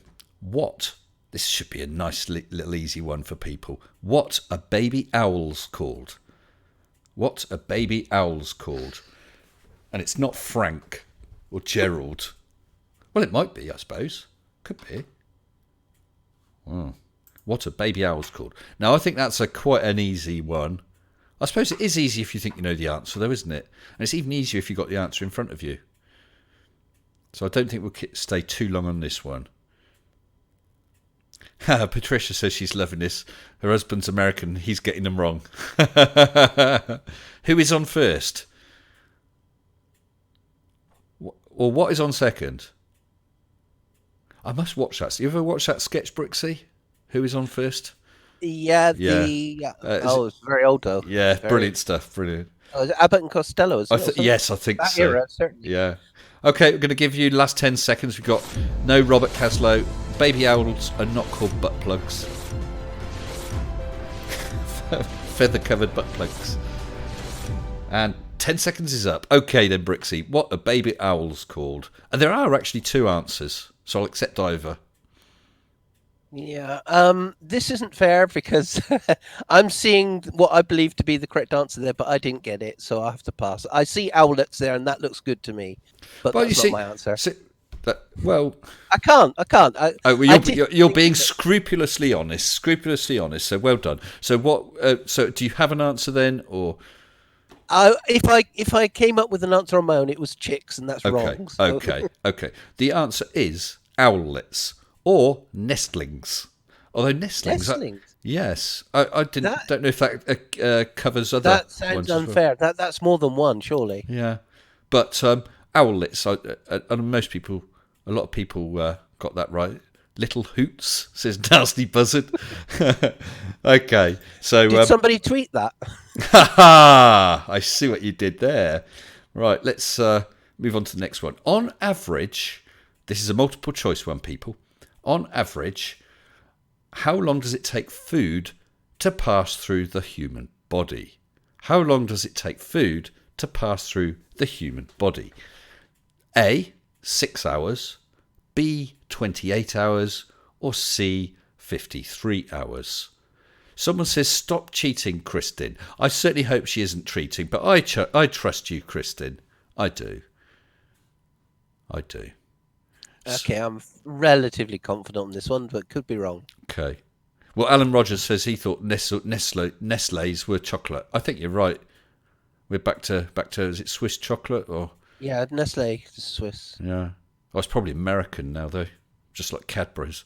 There we go. I think Cadbury's is bought out, but probably. Yeah, it is. It has been. I'm sure they're owned by an American company now. Okay, so a lot of people have gone for A. There's a few Bs. Seems to be A's and B's. So last few seconds then, because we want to move things on a bit. Here's your countdown. Ish. What's wrong with this? I have to remember to switch transition twice to actually get the countdown to appear. There we go. I'll pre-prepare by pre-switching next time. So the question was 2, 1. Oh, the question was how many hours, on average, how long does it take food to pass through the human body? Brixie, 6 hours, 28 hours, or 53 hours? Yeah, considering the length of the internal intestine, I would go with C. I can't see 6 hours. It has to be the longest. So you're going for 53 hours? Yeah, I couldn't even get the middle one. Okay, the answer is indeed C, 53 hours. Well done. So C, and unfortunately most people got A's or B's. In fact, I don't think I saw any C's. Oh no, Ugly German Truth said C. Well done you, sir. Yep. Okay, well let's move on. So we're now on number 24. Oh, here's an interesting, this is real trivia, general knowledge that you either know or you don't know, I think. So, number 24. What is the space between windows called? So the bit of wall between two windows. What is, because I didn't think that's clear. What is the space between windows called? So it's not between the panes then? It's between the windows. There is actually hints on here, which I've not been using. I will give people the hint, because the hint actually says this question might be impossible unless you're either an architect or a Latin expert. There's your hint. The space between windows. And why would they even... Ziploc says a wall. Flurf brains. Yeah. Why would they even think of naming that? That just seems... for an engineering reason, I'm assuming. Oh, I see. Right. How wide... You've got to wire up a house that it'll be... How wide is your Hujima flip? Yeah. Yeah. Space, but space is fake. Microsoft. Room. Plus, it might be to do with the support of the roof and so on. Mullion. Windows are weak. Yeah. Yeah. And they're a pain. Not... Back to Nathan Oakley again. Yes. Well, a couple of people have said mullions, which is a word that I have heard of, but I've never really known what it was. Latin architects. Romanes aiunt domus. Romans, they go the house. Okay. Spacious Widius. Okay. I think people are probably, again, just guessing. So here's your 10-second countdown. Well, this is quite a range of questions on this, which is nice. And time's up. Right. Brixie, what is the space? Looking at those answers, I don't even think anyone's got it, but maybe someone knows. So what about Millions, you? Is there a lot, isn't it? It is. What, have you got an answer for this? No. Okay, that's fair enough. That's fair enough. Right, everybody, the answer is interfenestration. Oh, of course, it's on the tip of my tongue. Yes. Well, I see that Had says intrafenestrum. I'd give you that. As long as you didn't cheat, I'll definitely give you that. I'm not going to quibble over the spelling of that. I mean, Ziploc said interfenester. So again... It's not something that slips into casual conversation, is it? No. And it's not something, if you're going out on a first date, it's probably not the sort of thing you want to bring up as a topic of conversation either. I tried that and I got a black eye. Yeah. Okay. Oh, Stuck in Florida builds houses. Mullions join windows together. Yeah, but this is what the whole space is between. I mean, if any of these answers are wrong, that's fine. Don't kill me. I'll give you the link to the website and you can kill the owners of the website. So last question before we have a quick break. And apparently it's interfenestration according to the Merriam-Webster dictionary. Right, so this one, I'm going to put this word on the topic. I said there's one or two that have particular words that either I can't say or it's unfair if people don't see the word. Right, so I'm replacing Internet versus Brixie. Oh, come on. With the word. Bird's a word. Right. Here is a word. It's going to come up shortly. Sorry. Let me tweak it a bit better because otherwise it's not going to be able to see it properly. Okay, hopefully that looks a bit better. So I transition it across. What is boanthropy? What is boanthropy? And for those of you at home listening on the radio, that's spelt B-O-A-N-T-H-R-O-P-Y. Boanthropy. Or bonethropy. You ever heard of that word, Brixie? Nope. Doesn't ring a bell. Wow. This is an interesting, tough question for the last before we have a break. Yes, it's not a word I've heard of before. I'm definitely glad that my life doesn't depend on answering these questions correctly. Christine Frost I've heard Laserbeam. of the anthropic principle, though, so that might be a clue for anyone who's close. The study of Bo Derek. Cool. That's a good one, Mark. A fear of Boace. Believing you are a cow. The study of boa fossils. 2 people have said believing you're a cow. The anatomy of snakes. Study of diamondback snakes. Wow. Philanthropy towards constrictors. The study of butt plugs, says Demon Orb. Psycho cow stroke ox people. Well, a few people have mentioned cows. Fear of Bowens. Right. I think we'll give the time. And so I don't know if you've got yourself an answer here, Brixie, but let's give people 10 seconds. Yeah. Help the face of Bo. Snake collecting. Right, time is up. Okay, Brixie, do you have an answer for us at all? No, I'm curious to see if it's anything to do with anthropic principle, but right, no, so I don't know. Okay. The answer is, people, the answer is a disorder that leads people to believe that they are a bovine animal. So yes, mad cow people, as someone said. Believing you're a cow for the win, says Mitch Goldstein. Hello, Mitch. Well done. Corpus says he cheated, but he won't count it. Thank you, Corpus. But yeah, that's it. Anyone know anyone who thinks they're a cow? No. I know some people who I think are cows, but I don't know anyone particularly who, in them, off their own bat, thinks that they are a cow. Okay. Well, I can see the connection bow to bovine, but yes, that wouldn't have been a tough guess. Very tough guess. If anyone did that, they did very, very well. They certainly did. So anyone who did, definitely give yourself a point. And there were people who were mentioning that. And be generous with yourself on that one. Basically, almost anything to do with cows.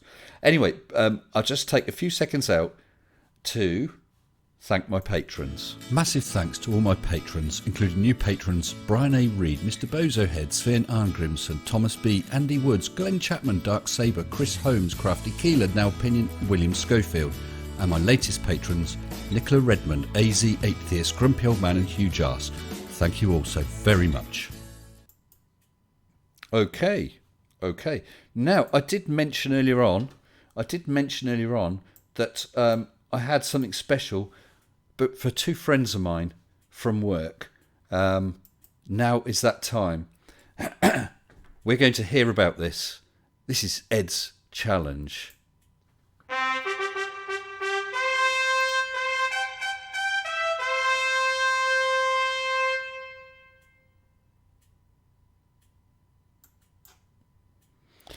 Well, I was at work chatting with Emily, and her partner Ed was not at work, all to do with the various things that are happening nowadays. He's not ill, everyone, so that's not a problem.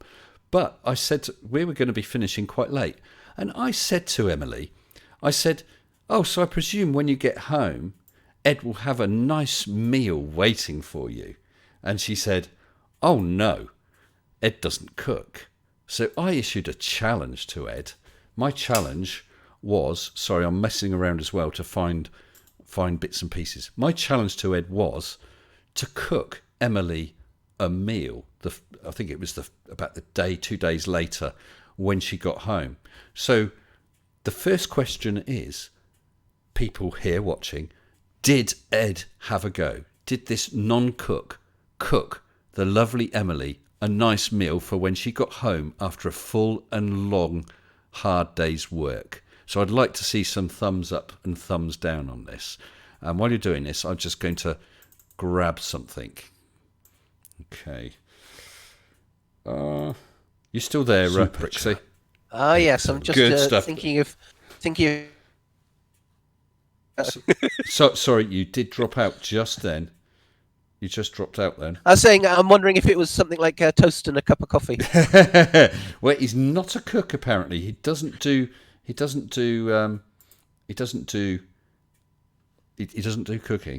So it's not something he was doing. So there we go. So let me look back at the chat. Oh, we got Archie Ross says yes. Tatty Bogle, hello there, says no. Ed ducked. Takeaway. Oh, it could be KFC. Yeah, well, if they're...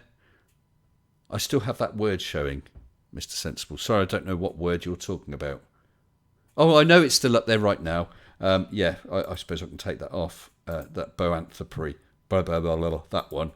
Thank you. Let's get rid of that. It will disappear in a minute, people.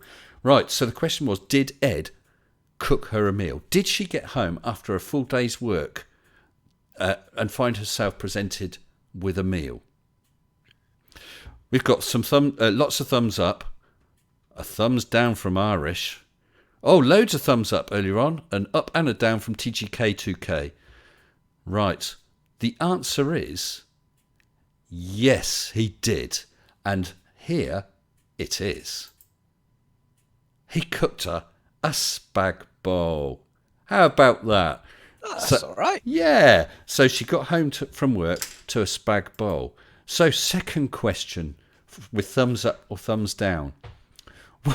Was this spag bowl edible or not? Was it good? Was it a good meal or not? So I'd like some thumbs up or thumbs down for whether this meal was a good meal. We got beans on toast suggested by Skyfly Bry. Very nice presentation on it. Yeah. Looks a bit cold, but it looks very edible. You think it looks edible? So you'd go for that meal, would you then, Brixie? I'd go for that. I'd like to see steam coming off it, but otherwise, yeah, it looks fine. Well, it could just be the photo, couldn't it? Oh dear. We got Patricia gives a thumbs up. Nice. Ugly says down. Mark gives a round of applause. Dora a thumbs down. Martin up. And then up, down, down. Praying. Up, down. Being sick. Oh, trouser fish. And up from Keith. By the way, Ed and Emily will be seeing this. They want the link. Oh, Tatty's given lots of downs. Look, Tatty, I know it's not a deep fried haggis, okay, mate? But there are other meals available, you know? There is a world outside of Scotland. So, let's have a listen to Emily's review. Uh-oh. This was written by Emily. I don't know if Ed has heard this or not. Here we go. No, I don't think it's a good review. Right, here we go. This is what Emily said. A lovely way to finish the day after work. I came home to a fire ticking over, a drink prepared, and a bolognese simmering on the stove. It was beautiful. I top mine with red chili flakes accompanied with homemade garlic mayo. A glass of red to match. Splendid and hungry for more. Let's hope he keeps this one up. Wow. So I've got to say, Ed, well done, pal. You rose to the occasion. Well done. A round of applause. That's every night from now on. Yeah, so I'm afraid now, Ed. Yes, you rose to the challenge. You deserve a pat on the back. But now Emily and the internet expects. But well done, pal. That's brilliant. And I had a super chat during that from Mr. Mitch Goldstein, who super chatted $2, saying, OG patron. Og patron? Sorry, Mitch, I'm not really sure if that's a message or not, but thank you for the super chat. So, Brixie, after your break, are you ready to go? Yeah, I'm ready to go. Okay. So, 26. What is the only kind of... We're trying to speed this up a little. What is the only kind of parrot that can't fly? What is the only kind of parrot that can't fly? And this is a specific answer. Oh, Roy C. got 9, got to go. Goodbye to you. I think 9 out of 25 is really not bad considering the range of questions. Thank you for joining us. Thank you. Okay. Where are we? Sorry, I'm just looking at some of the... Tuss says mayo on spag bowl, question mark. I agree. I wouldn't eat mayo on anything, but there we go. My daughter eats mayo on just about everything. A parrot gun. Pie parrot. A pie parrot. The only type of... Oh, that's clever. Cockatoo. Is a cockatoo a parrot? Sure, it's a cockatoo. A Norwegian blue. You're right, that doesn't fly. And if that parrot is dead. If you hadn't nailed it to perch, you'd be pushing up the daisies. A kakapo, an ex-parrot. Nice plumage, Norwegian blue. Right, okay. I think we're giving a 10-second countdown because of our time constraints.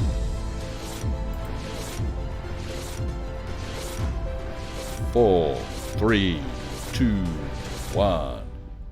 Okay, Brixie. The only type of parrot that cannot fly is... Boom.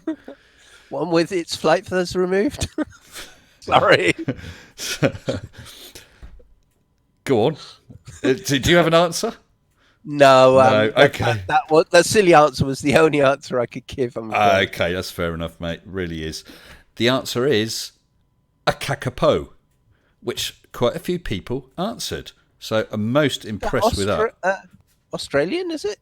Let me see what information we got. Oh, it's an ugly bugger. It doesn't say. It just says it's considered a real oddity, in part due to its bulky nature of its body, which prevents it from being able to fly. There we go. Penguin. Tatty, penguins, whether deep fried or not, can't fly. You're quite correct, but they're not parrots. Okay, pal? Technical difference. Yeah. Okay, right. What? This is number 27. What is the driest place on Earth? What is the driest place on Earth? I might know this one. Yeah. Okay. Yeah, I might have got this one. I really might. But I might be close. But actually, I think you could fall foul of this for a reason I'll explain in a minute. Well, Mark Schipple, a kakapo from New Zealand. Oh, I thought you were answering that. Kakapos from New Zealand. Thank you for that. Right, for this, we've got Antarctica. The desert, says Tiffany. Atacama, Death Valley. Atacama, Antarctica, Death Valley. My airing cupboard, says Patricia. Dafur Valley, Ethiopia. Death Valley. Yeah. Dafur in Ethiopia and Death Valley in California, which is somewhere I'd really love to go, actually. My daughter went there. So I'm just trying to get my darn heating on. Oh, what's happened to it? I think the battery's just happened to died. Give it a quick warm up. Right. That helped. It beeps, but it's not. Ah, there we go. Bliss. Yeah. Right. So the driest place on Earth. I'm going to give you a final 10 seconds, people. That's all right. Oh, no, come on. This transition thing's a pain. It'd be great to have some fancy software, but I think it's rather expensive. This was pretty good, really. Right. 4, 3, 2, 1. Go, Brixie. What is the driest place on Earth? With the Atacama Desert. That would be mine. You go the Silica Gel Land. Well, it came to my mind straight away, but doesn't mean it's correct, but I believed it was. Okay. The correct answer is, unfortunately, the Atacama Desert. Whoa! Well done, Brixie. Absolutely right. Because I believe it's so dry there, even bacteria don't grow there, do they?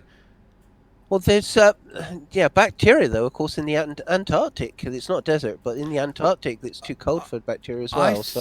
I think temperature works both ways. I think the Antarctic is a desert because it's. I think it is a desert, but that's where I thought people would fall down. Exactly, it's not dry, but it's a desert because there's no rainfall. I believe that's the case. I could be wrong on that. Well, you can if you go to the poles. And you throw up a steaming hot cup of coffee, it won't hit the ground as liquid. That happened in America. Was it last year? People were doing that, throwing it, and it instantly froze. Anyway, right. Snow.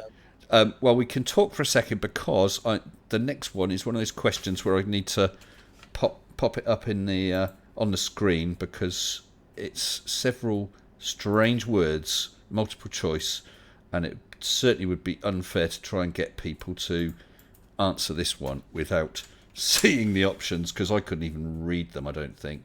Let me just tidy them up a little. It's a multiple choice of 3 options. I'll make sure they can all be seen. Right, I need to adjust a bit further.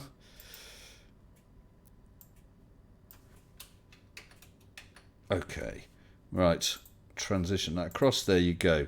So the question is, what is the scientific name for the fear of cooking? What is the scientific name for the fear of cooking?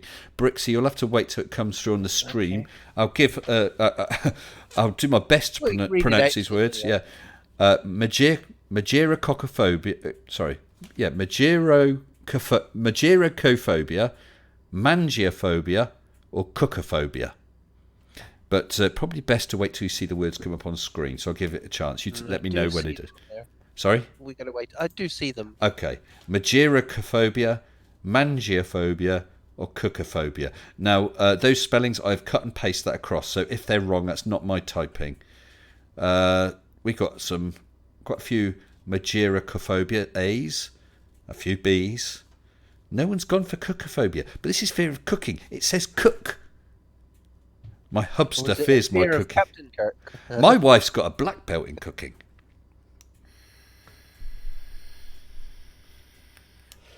Definite black belt in cooking. And one night I actually came home and said, "Is it salad tonight?" She said, "How do you know?" I said, "Because I can't smell burning." That gave me another black eye. Right, so those are the three possible answers: Mageirocophobia, mangiophobia, or cookophobia. Let's give you your last 10-second countdown.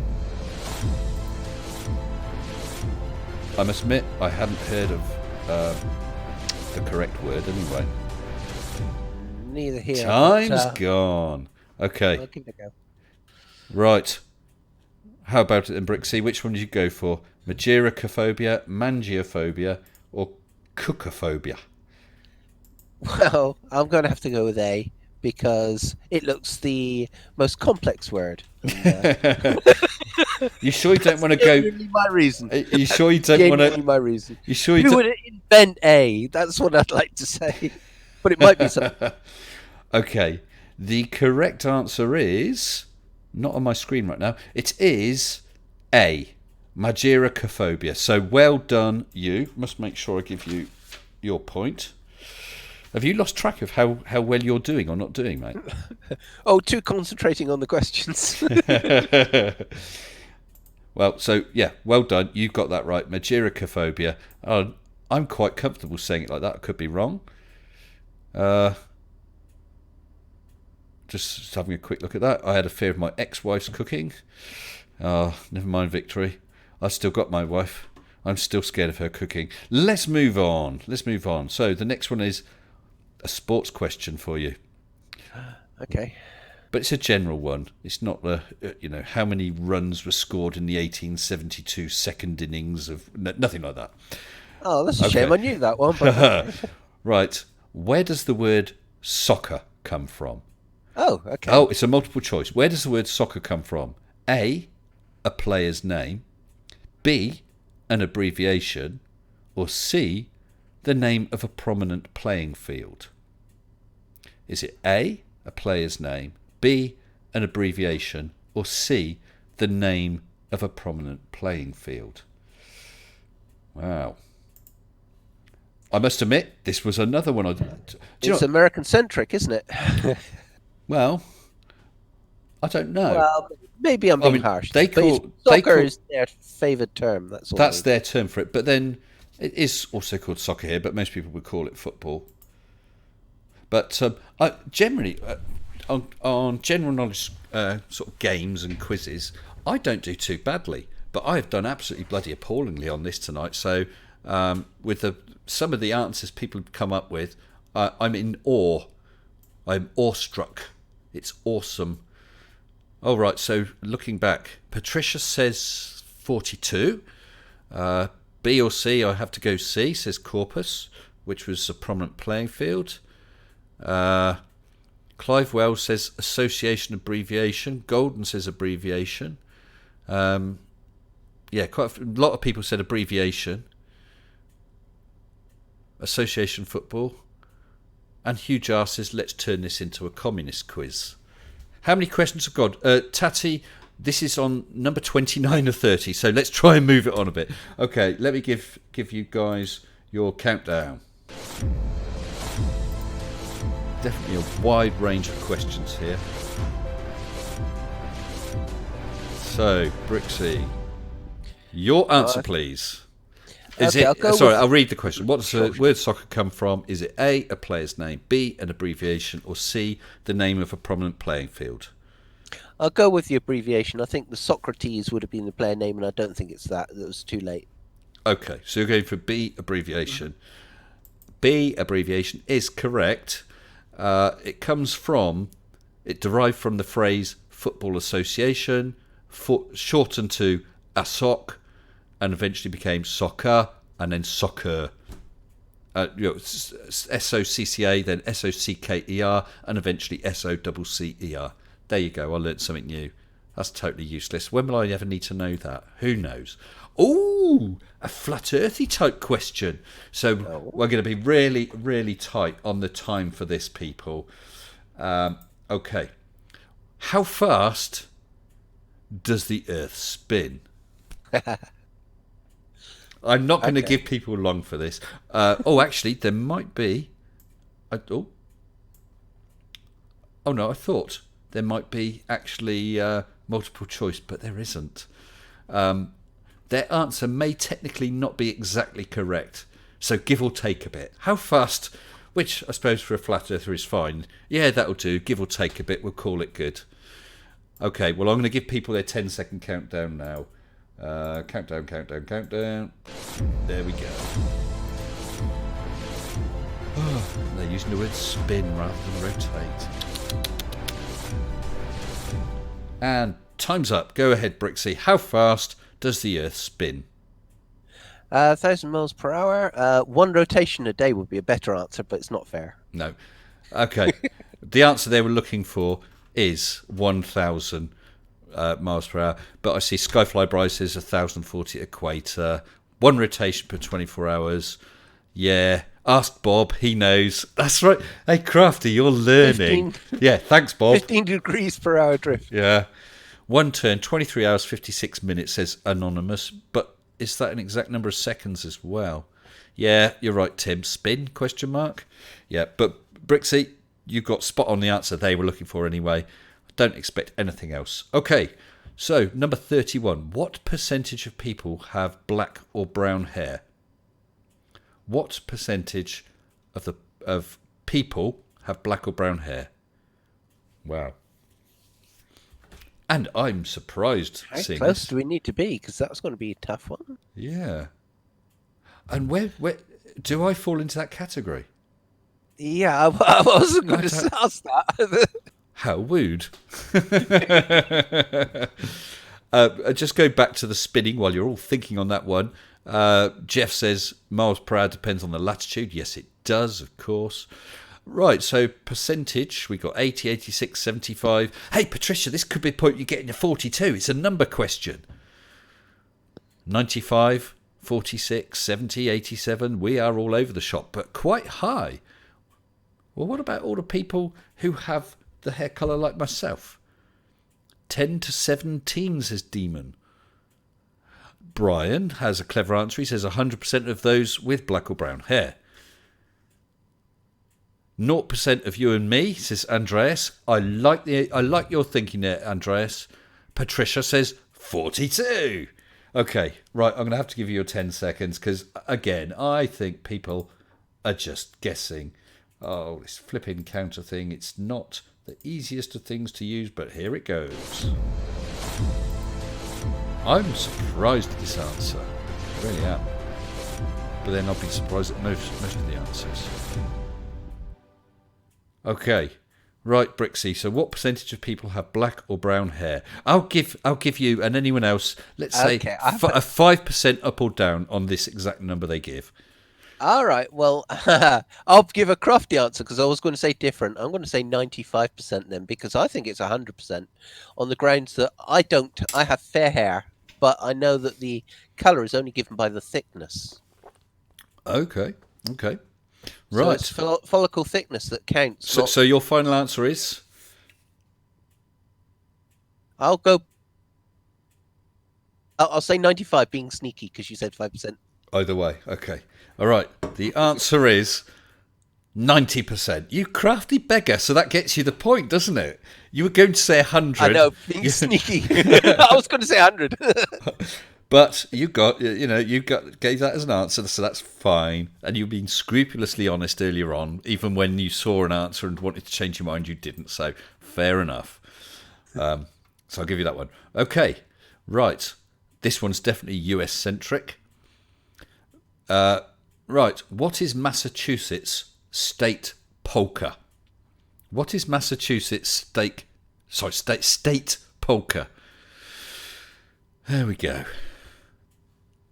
Well, I didn't know that states had a state polka, did you?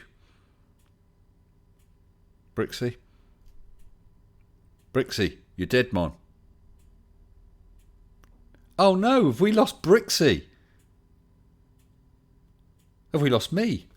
Have I gone? Am I dead? Can anyone see what I say? Hello, everybody. Yeah, polka. Where are we? Polka. Brixie, I'm going to kick you out and hope you come. Can you come back again? I can't. Oh, what a shame. He was doing so well. We might have to change this. Oh no. Right, Brixie, I'll kick you out or put you in the live wait. No, I'll leave you in here. Hopefully you can pop in. Because I can see Mitch is in the live waiting room. So I might have to bring Mitch in as Brixie too. You're back. That's all right. I lost your audio. I've been here all the time, mate. At least I think I have. Okay, right. Okay, so let's go straight onto this. Let's give them their 10-second countdown. Sorry for that, people. 10, 9, 8. Right, so the question will be, Brixie, what is Massachusetts' state polka? Go! Well, wild guess it's to do with the card game, and that sounds highly unlikely. Okay, this means absolutely nothing to me. It says, say hello to someone from Massachusetts. Oh, really? You poke them? Well, I'll read you the guff underneath. It says, Massachusetts has a number of official state songs that reflect the area's history and attributes, but the friendly-sounding Say Hello to Someone from Massachusetts is the official state polka. There we go. So it wasn't a dance or anything else. No, either. it is a song. Okay. Right, number 33. What is the most common birthday in the United States? There are three answers, possible answers. Is it A, December the 10th, B, July 21st, or C, September the 9th? Okay. So that's December 10th, July 21st, or September the 9th.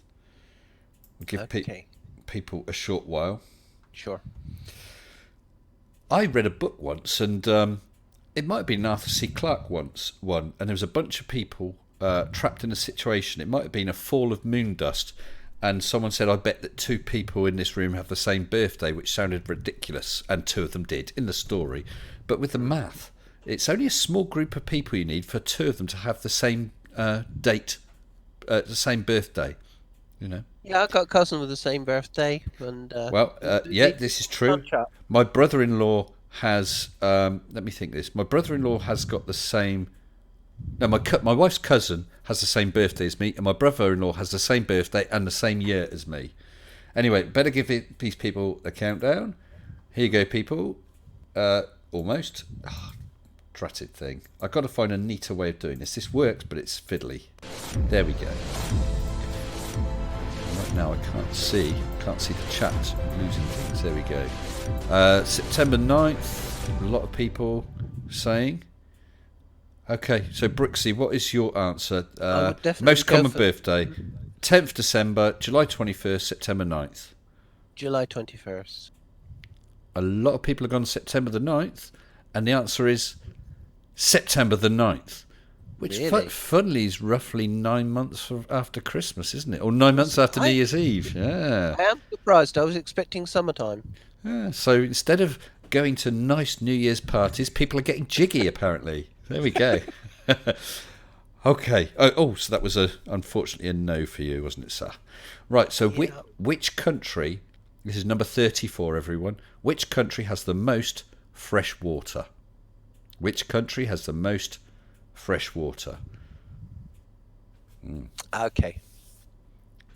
That's interesting, isn't it? There could be some catches to that. Yeah. Yeah. I've got one that I'm comfortable with, but I can see how it could be other countries. Yeah. Okay. Well, I'm waiting to see if any. Oh, right. Keith Newton says 23 people is a 50-50 chance of matching birthdays. It could be, couldn't it? Yeah. Right. So, country with the most fresh water, we got Denmark, Canada, USA, Alaska, Greenland, Germany, Netherlands, Scotland. Exclamation marks, yeah. Flat or curved, don't know. Canada, Brazil, yeah, all over the place. So I'm not going to give people more time. Let's see if I can get this flipping thing to work. First go this time. And countdown. Yeah. Yes. Yeah, I think... Oh, Mitch says Brazil. No contest. Oh, he's confident. He's confident. Anyway, time is up. So, Brixie, what would you go for? Okay, putting aside the polls with all the frozen water, I would say, because that's not what was asked, I would say USA because of the Great Lakes. No, if it's Canada, then it might be for the same reason, but I'll go USA. And Andreas Elt says Russia, the Baikal Lake. Yeah, there's a lot of big lakes, aren't there? Mitch Goldstein says Canada has the most Canadians. Good point.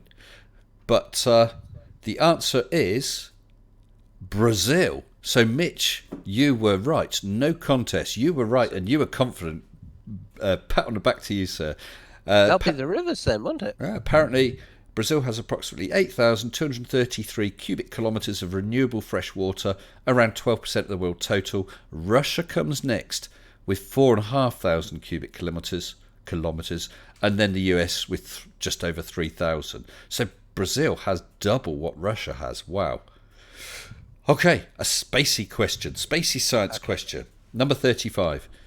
In how many billions of years will the sun run out of energy? Multiple choice. How many billions of years? What a stupid question. This question is dumb, right? How many billions of years will the sun run out of energy? Is it A, 5 million? It's actually got the wrong answer. That's okay. B. The answer's wrong. I haven't seen all the answers yet. yeah. I know it's wrong. Yeah. So how many billions is it? Well, I suppose it could be 5 million billion. No. It won't okay. Yeah. So A is 5 million, B is 5 billion, or C is 5 trillion. That's a really poorly worded question. And it's wrong. I will make a case that none of those are correct. Right. But That'll be interesting. I'll know what they'll say, though. 42, I think, what's the name will say? It was Patricia. She'll say 42. The question is wrong. Well, we've got a couple of 4.5 billions, 5 billion, 6 billion plus minus, 7.5 trillion, 500 million billion. Well, BBB, gazillion. Wait, never. It's American billion. Oh, yeah, that comes into it as well. Is it American or a proper billion? Who knows? Okay, right, let's see if we can get this to work properly again. And here's your countdown. Yeah, that's poor. That is really poor. 4, 3, 2, 1. Brixie, go ahead with your answer then. Okay, well, the answer they'll have, yeah. Is it A, 5 million, B, 5 billion, or C, 5 trillion? 5 billion because it's middle-aged, but it did say when it will run out of energy. If it's got mass is convertible to energy, it will never run out of energy. Oh dear. Okay.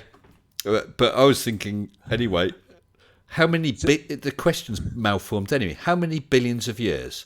5 billion. Before it stops fusing. Yeah, but those answers should be... If they're saying 5 billion, it should say 5. How many billion? 5. No, it says how many billion? 5 billion. 5 billion then. Exactly. Right? That's how it reads to me, but then I've got Asperger's traits, you see. But anyway, you got that one, didn't you? You got their answer anyway. Bad question. Yeah. Right. So we're on number 36. So we're getting through it. What animal name literally means pigfish? What animal name literally means pigfish? Oh, wow, there we go. I didn't... Honestly, hold my hands up. I would have been appalling on this. But this is one that I didn't know. But having seen the answer, I think actually I did know and I had heard this before. I'm going to embarrass my hometown now. Are you? Fishing port. Could be, couldn't it? Yes. What? Yeah. But I've never gone along and say, can I have pigfish and chips, please?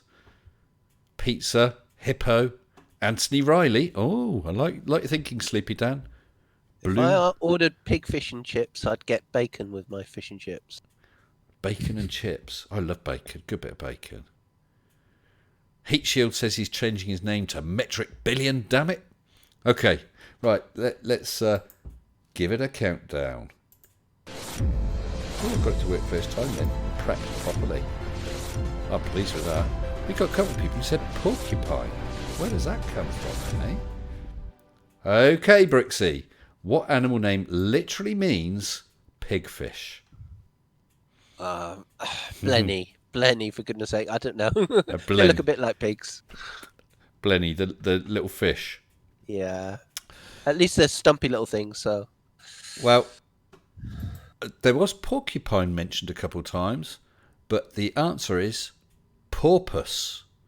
Because, of course, porcine, P-O-R-C-I-N-E is pigs, isn't it? Yeah, porpoise. So they're related to dolphins and so on. Dolphins are I don't know. Don't they? Don't know. But porpoise. So, right, here we go. Though a porpoise is technically a type of whale, its name actually means pigfish. According to Merriam-Webster, the Latin porcus, which means pig, was combined with piscis, meaning fish, which then became porcopiscis in medieval Latin, then porpeus in Anglo-French, and porpoise in Middle English, before becoming porpoise today. There we go. Well, whales and dolphins are related, so yes, porpoises must be related. Well, number 37 is another stupid question. Approximately how much does one cloud weigh? How big's a cloud? But okay, an average cloud, we'll say. How much does the average cloud weigh? Where on this planet? Right. Or Yeah. Okay. Well, yeah. How about the Magellan Cloud? That would weigh more than planet Earth, it wouldn't it? would. But the hint. Excuse me. This is not technically a multiple choice, but it actually does give a multiple choice in the hint. So let's have this as a multiple choice. We need it. Is it A, £1.1 million, B, £1.1 trillion, or C, nothing? Clouds are weightless. I think Anthony Riley might have had a hand in writing these questions.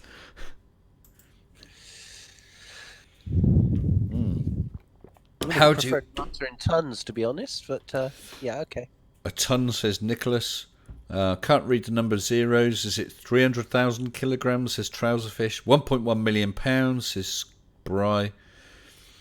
100 a poofteenth of a what's it?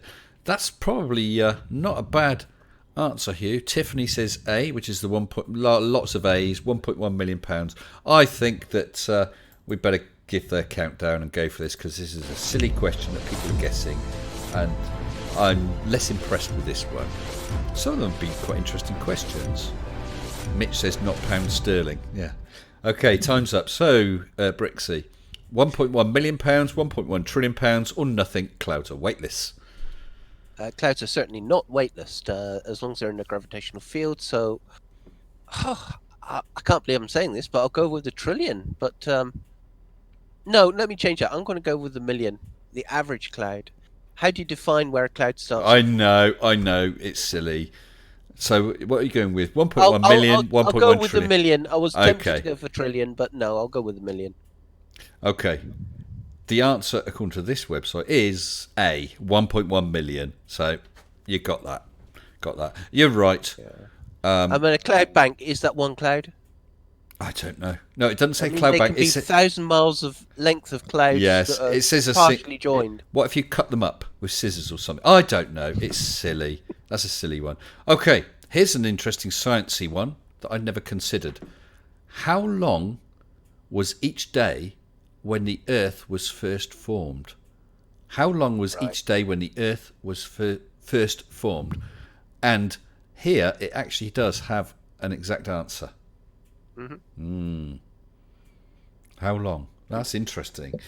Now, I might not have got it. Well, I probably would not have got the exact answer, but I'd have understood why it is what it is. Oh, that's cruel, isn't it? You guys can't see what I can see. Yeah. Okay. Oh.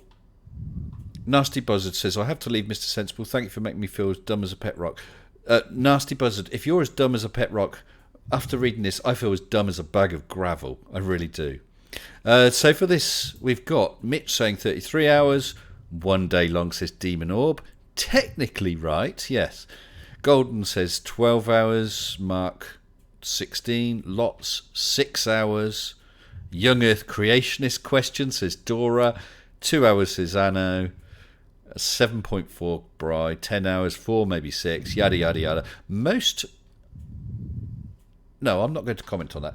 Okay, let's give them their countdown. 10, 9, 8, 7, 6, 5, 4, 3, 2. Okay, Brixie, how long was each day when the Earth was first formed? Well, since it's been slowing down, it would have to be less than the 24 hours that it currently is. So I would go with something closer to half that, 12 hours. Right. So your logic is what I was when I said I would be going the right way. You're right. It's slowing down. So I knew it must have been spinning faster. But the question, of course, is how much. So you said 12 hours. Well, according to this, and I've never read it about it, so I can't comment. It was 6 hours. And a few people did say 6 hours. I'm not sure how exact that's supposed to be, but there we go. So if you got 6 hours, pat on the back, give yourself a mark. Yeah, let's move straight on, because where are we? We're on number 39. We're getting through it. Okay. How many years ago, number 39, how many years ago were pigs first domesticated, Brixie? How many years ago? Okay. Yeah, interesting one, that. Well, Neanderthals were pretty advanced. We used to live alongside Neanderthals. Well, if you Neanderthals were live fishermen. anywhere near Nathan Oakley, you still do. Well, technically, we are part Neanderthal. So, Yeah, yeah. okay, thinking caps. Interesting, isn't it? Well, I'm waiting for answers to pop up because of this. 4,000 says ugly. 4,000 years, I presume you mean. So he's the only one who's putting up. Oh, 2,000 years. 1 million billion? Well, that would be okay if there were pigs in space. 3,000 last year. Real question is when they learn to fly. Brian says Oakley has yet to be domesticated. So does Riley. Look what he does when he's on stream with a bottle. Alan says 10,000 years. 10,000 years says stuck. Depends on the pig. 50,000. Wow, that's bacon years. 10,000 years, bank on it. Oh, quite a few again for 10,000. 50. If they have any pigs in Australia, that's another one. I don't know. That might affect it. That might affect it. Smoked or unsmoked? Phrasing Mr. S. Sorry, what's phrasing? I'm looking back at your ugly. Did I say something wrong? If so, I do apologise. 4,000. Sorry, I thought that was your guess. 4,000 years. Okay, let's put the timer on it then. And blooming thing. I'm definitely going to find a neater way to do this next time. There we go. There's the 10-second timer. So, Brexy, prepare yourself for this revelation. So, time's out. How many years ago were pigs first domesticated, Brexy? I will accept rounded to 1,000 years. Okay? Yeah, I would go with 10,000. 5,000 years ago, we were building Stonehenge. It would have to be considerably more than 5,000 years, so 10,000. You're going for 10,000. Yeah. That's a excuse me. That's a very, very good guess. But even rounded to 1,000, it's pushing it because it's, according to this, 9,000 years ago. I feel mean. I'll tell you, I'm going to give you a half for that one, okay, mate? I'm going to give you a half. All right, I think you deserve that. It was close enough. So anyone who got 9, sorry, the answer here is 9. So it's 8, 9 or 10,000. Give yourself a mark, all right? And I see there is an 8,000 there from Clive Wells. 8, 9, 10. Anyway, it's not like they could put a date on it and say, February the 17th, 9,000 BC. What BC? What were they counting down to at that time? How did they know?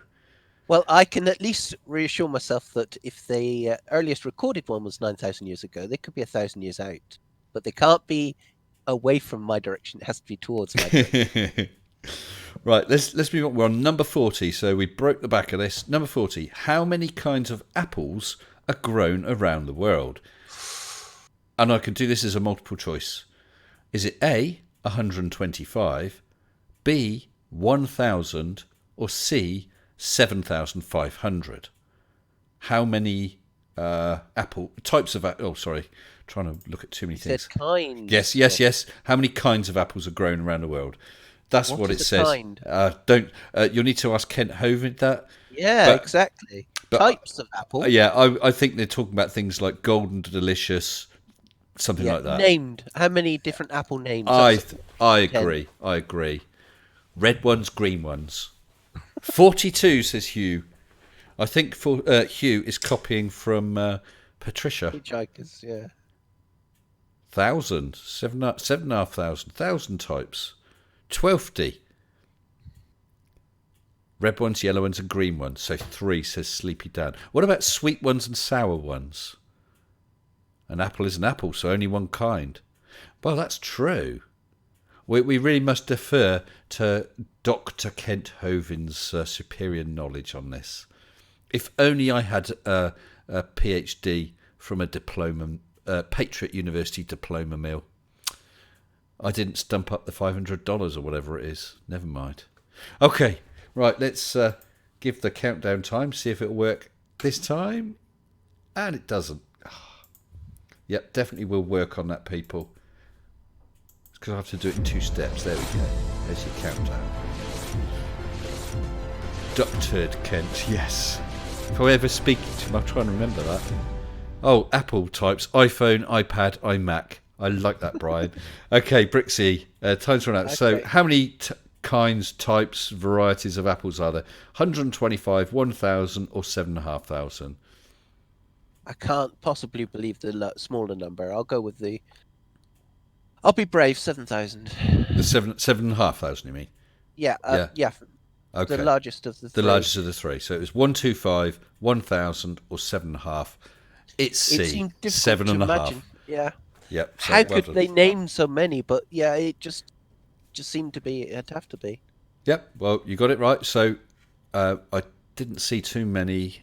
Some C's. There's, to be honest, it's spread quite evenly, mostly between B's and C's with the odd A. Okay. Right. Let's move on. So where are we now? Number 41. Oh, right. This is another word I'm going to have to copy up. Just give me a moment or two. 2 shakes of a lamb's tail. Okay. I don't think I could even pronounce this word. Should be coming through. So what is anatidophobia? I'll spell it for you, Brexy, but it'll come up on the screen. ANATIDAE phobia. ANATIDAE phobia. So it should be coming through. Hasn't yet, I can see. But I think you've got less of a delay than me, which is strange because it's only across my desk. I see it now. Doesn't help me, but I see it now. There you go. It's a fear of something. I'll give everyone a clue there. So I wonder if there's a word phobia, fear of having a phobia. Fear of not having a phobia. And actually be a pretty pointless phobia because you've got it. Actually, having a fear... Oh, Tiffany says a fear of butt plugs. Yeah, having a phobia of having a phobia would be quite idiotic, really, wouldn't it? Yeah, just as having a fear of not having a phobia. Yeah. Yeah. Be quite confusing too. It is. All right. A fear of one's own anatomy. Wow, that's quite interesting. A fear of tie-dye. A fear of where is it? Waterfowl, mainly ducks. Someone else said ducks. A couple of ducks in there. Right. Okay. Right, let's give them the countdown. Let's see if I can get it right this time. And 10 seconds. Yes. There we go. Well, again, it's not a word I've come across before.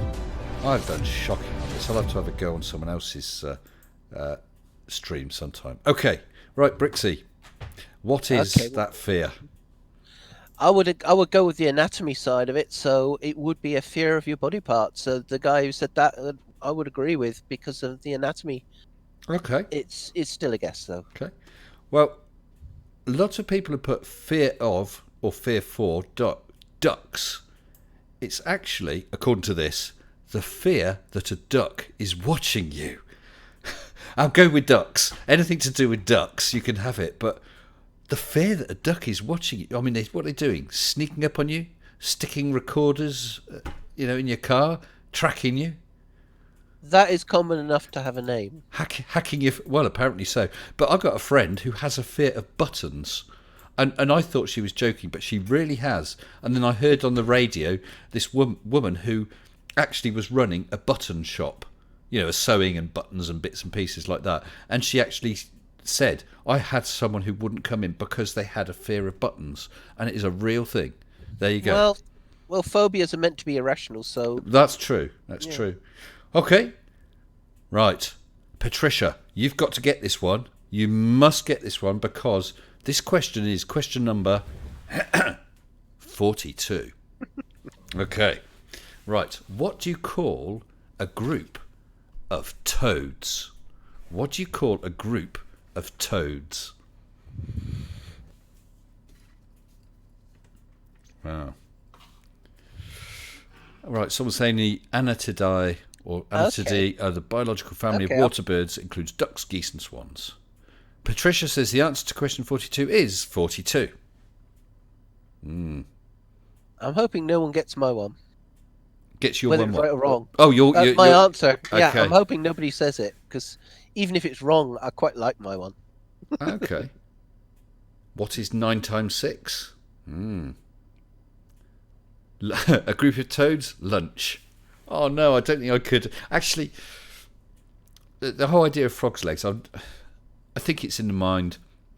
I could just about imagine trying it. I might like it, might hate it, but I really, really couldn't try snails. I really couldn't. No. Well, we're having a few answers, so let's try and get this blinking counter. Someone's put down what I would put. Okay. Right, here's your 10 seconds, people. And I hope you're all still using the utmost honesty when marking yourselves, because poor old Brixie is Brixie versus the internet, which is very brave of him. Time's up. So, Brixie, what is your answer? I was hoping no one will put this, but I put a croak in my mind, because if it's right, fantastic. It's so unlikely to be right, but I like that one. I'm afraid, Brixie, it's not right. I like the answer, but it's not a croak. The answer is, and I did see a couple of people in with this, including, let me just scroll back a bit, Mitch Goldstein, again, clever man. It's a knot. Really? Yeah, as in knotted rope, K-N-O-T, a knot of toads. Well, there we go. So let's move, and Patricia, I'm afraid 42 was not the answer to 42. Never mind. Next question, 43. Remember, we've only gotten to 50. We've nearly made our way through this marathon. 43. What country is nicknamed the Land of 1,000 Smiles? What country is nicknamed the Land of 1,000 Smiles? That's nice. Nice to have a nickname like that rather than some of the nicknames for some of the countries. And someone said, I'm disappointed it's not a wart of toads. That would be nice, wouldn't it? Yeah. A gaggle. You get a gaggle of geese, don't you? School of fish. Some of the collective words are quite nice. Oh, apparently Somerset might be the land of smiles. Sweden. Thailand, Japan, Somalia. Thailand. Oh, Thailand's popular. Utopia. You say Thailand, but it wasn't that where Phuket word was? How many people do you think would be smiling then? Russia. No. They're not famous for their smiling. Someone said Russians don't smile. I remember a joke years ago about... Unless someone's into irony. Yes, a Russian...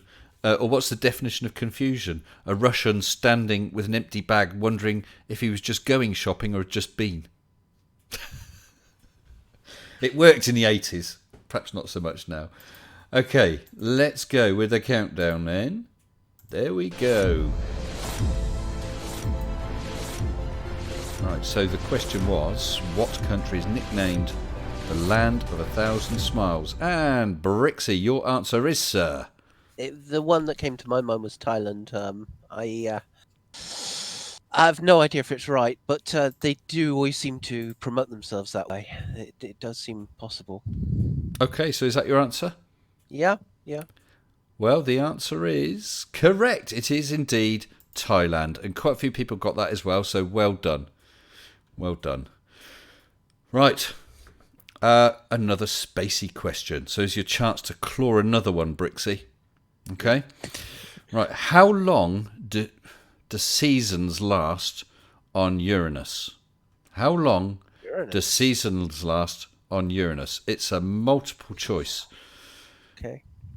21 minutes, 21 months, or 21 years? Okay. 21 minutes, months, or years? Yeah. Okay, I'm comfortable with that. Okay. Well... I'm not going to tell you what you scored so far, but I think you're doing quite well. I really do. Okay? You're not embarrassed yourself in any way, shape or form. All right? Certainly I would have done. Patricia says it has to be 42, which it would be if it was double A, double B, or double C, because it would be 42 minutes, 42 months, or 42 years, Patricia. So, right, so we've got quite a few 21 years. 21 years, I bet. 21, 21. C, 21. Right, okay. Right, I think we've pretty much got a consensus there. Of course, a consensus could be wrong. So, we shall see in a moment. There's the countdown for you lovely people. 5, 4, 3, 2, 1. Go, Brixie. Is it 21 minutes, 21 months, or 21 years? Yeah, 21 years it would need to be. I mean, it's in a very... each orbit takes a very long time to perform. I can't imagine a season being anything other than 21 years. I might have imagined longer than, but not less. Okay, so you go for 21 years, and 21 years is correct. It is C. And I think just about all of you got that correct out there as well, so well done. 21 years. And we're on to 45. We're nearing the end. How many islands are there in the so-called Thousand Islands area of the St. Lawrence River? So, rephrasing that, there's an area of the St. Lawrence called the Thousand Islands area. How many islands are there? Is it A, 1,011?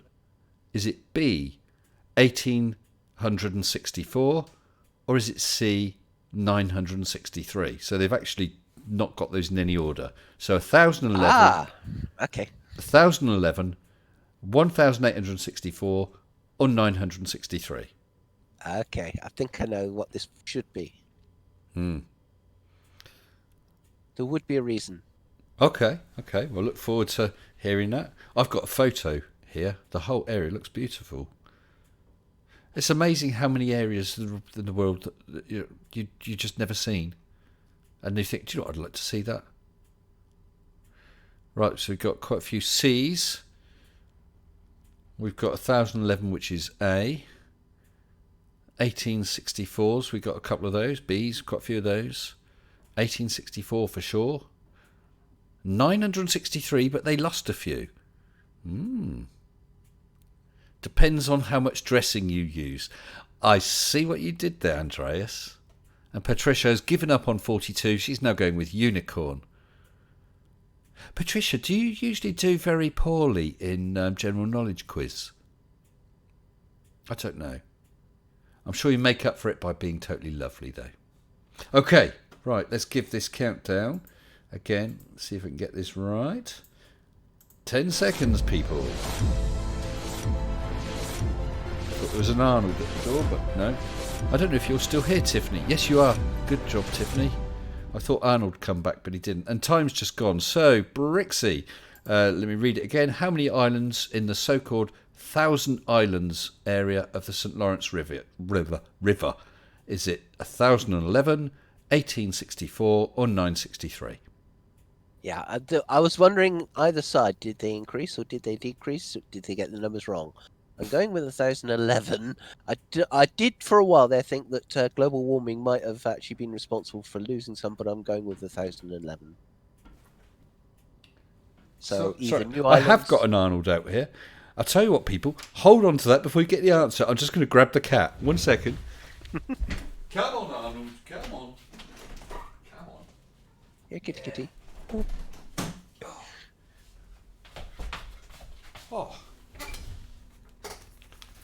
Oh, back again. Right, sorry about that. But Arnold has decided to join us, so say hello to Tiffany, Arnold. What's Arnold's answer? Arnold, he's not sure because he missed the question, unfortunately. He hasn't had time to think about it. So, let's recap. How many islands on the Thousand Islands area of the St. Lawrence? The answer is 1864. 1,864. What? It says both the US and Canada share the beauty of the St. Lawrence, including the Thousand Islands area. And while it's certainly an impressive name, there are actually 1864 of different shapes and sizes dotted along the river. There you go. So someone made a wild guess and they got it completely wrong. It's someone who couldn't count that far, so it must have been a flat earther. Yeah, crafty, there was Arnold, and Arnold's decided to sod off again, but at least he's in here. He'll probably wander around in a minute, or jump on my desk, or knock something over. Arnold, everyone's saying hello. No, he's gone all bashful. Right, number 46. What? I was going to say, what is your quest? What is your favourite colour? But that's a different quiz, isn't it? What is the world's largest national park? What is the world's largest national park? Any thoughts on this, Brixie? Keeping them to yourself, but have you? Yes. Okay. I just think the obvious one might not be the right one. Okay. It might not be. Or it might be. Yeah, Tiffany. Arnold. He's kicking around somewhere. Yeah, so what is the world's largest national park? Okay, right, I think we better give a time. And... Oh, dratted clock. I had to jerry rig this to do what I wanted, and it does. But it's very Heath Robinson. We've got several answers. And time's gone. So, Brixie, what name would you like to go for? Well, I mean, the instinctive one was Yellowstone Park. Okay. Can't count some of the others, but I'll go with that. You'll go with Yellowstone. And we've, looking through, I can see Yellowstone, Yosemite, Antarctica, Grand Canyon, Serengeti, Northeast Greenland National Park, Grimsby. Does Antarctica count though? That's I don't know. I don't think it would it? Fergie's Bottom, and it's in Japan. Right, the actual answer is the Northeast Greenland National Park. And here's a couple of fun facts for you. Where are we? Sorry, my scrolling here is not very good. Greenland's national park is an uninhabited and remote area in the northern part of the nation. The world's largest national park, spanning 375,000 square miles. That's almost the size of France and Spain put together. Yeah, Greenland is big. Yeah, and it's 77 times larger than Yellowstone Park. That's quite a bit bigger. Yeah. But for a bonus question, and I'm going to give people 30 seconds, it's 375,000 square miles. How many visitors does it get each year? I'll give you 30 seconds. Of course, it's all on a delay, which is a little unfair, isn't it? But, yeah. What sort of park is uninhabited? An uninhabited park, Mitch. Come on. Stuck in Florida says, I'm Moroccan, so that doesn't count. Okay. Well, 11,400 visitors says ugly. 3 says heat. 12 says Mitch. 3. Quite small. 33. A lot. 5 million. 10. 30. Not 42 says Patricia. Oh, I love it. 350,000. Okay. More answers coming in. So if anyone... No one has got the exact answer that I've got. But if anyone's got this answer, let's say within 50 either way, the answer... I would just go with a couple hundred myself. The answer is 500. 500 visitors a year. So parking shouldn't be a problem. It's bloody big. 77 times larger than Yellowstone. Amazing. Right. We're on number 47. Sorry, you... unfortunately, Brixie, you didn't get that right. Never mind. No, that's fine. Right, so 47. Which, well, it says what, but which is the wettest city in the United States? Which is the wettest city in the United States? Wow. Again, I can't believe how absolutely abysmally poor I'd have done on this. Yeah. And there are people out there getting these. I think there's someone who's got virtually every one of these questions right. I don't mean one person, but do you know what I mean? There has been someone who's known just about every one of these questions. There's been the right answers on pretty much all of them. Yeah. Yeah. So we're seeing some answers come up like Seattle, Philly, Miami, Atlantis, Wales. Patricia, Wales is a Welsh place, but it's not very American.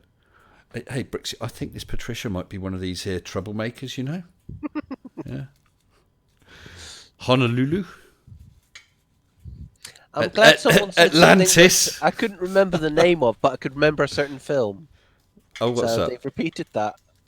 Sleepless In Seattle. Yeah. Yeah. That came to mind. Okay. I'm sorry to give it early, but yeah, that's my answer on that one. Okay. All right. So you've pre-answered, but but not an expert answer by any means. Okay. So I haven't spilled the beans really. Okay. Right. Well, I'm going to see if I can get this timer right this time, and there we go. They got 10 seconds.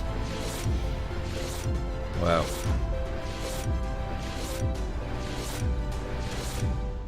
Time's up. Okay. Go, Brixie. Where do you think... Oh, what is the wettest city? Oh, that's great. In the question it says... hold on. It said, what is the wettest city in the United States?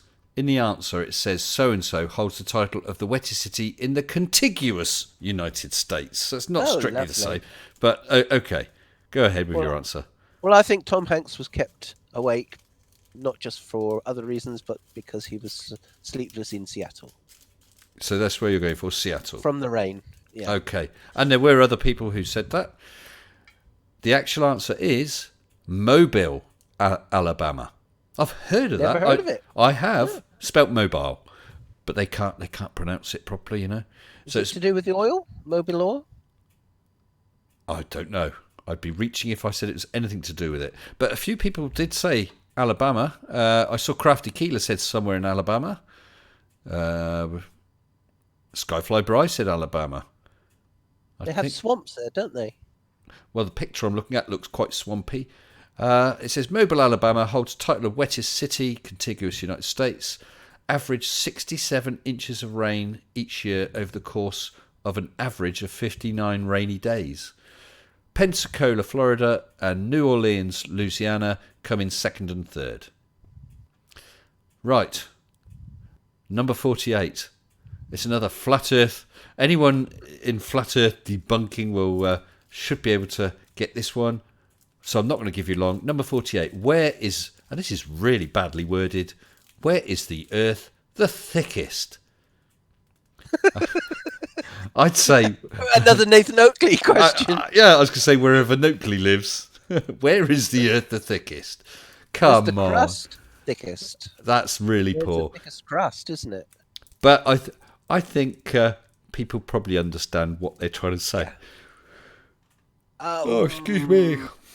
Actually, no. You could be asking if it's the thickest crust, or if the radius. I think they're talking about the radius. Okay. Okay, that's easy. Okay. Now, someone says it's Mobile oil, but is that anything to do with Mobile, Alabama? I have no idea if Alabama's an oil state or not. Equator, crust typewriter around Nathan Oakley, a Flurf's house. Yes. Mount Everest. I think we're going to go do this countdown, and here's your 10 seconds. Yeah, that was a really, really poor worded question. Yeah, okay. The answer's not 100% either. It's a little fuzzy. There's another way to put this. There is. But just going on what they said, what would be your answer to where is the Earth the thickest, Brixie? Well, generally the equator, although actually with the pear-shaped aspect, it's not slightly off the equator, but the equator. Yeah, and that, of course, is the answer they're looking for. That's really, really but bad. But that assumed it was completely symmetrical, and it isn't. Yeah. It's slightly pear-shaped, so the answer's slightly wrong. Wow, isn't it something like 0.003%, something like that, or 0.03%? It won't be exactly the equator, but it's approximately the equator. Yeah. Oh, it says here it's 0.3% thicker at the equator. Okay, here is an interesting question, a toughie. This will sort the men from the boys, the ladies from the girls. You know what I'm saying. Excuse me. What is the earliest example of paper money? What was the earliest example of paper money. What they're looking for, because this is, again, they must have got tired writing this quiz. It's quite badly worded. To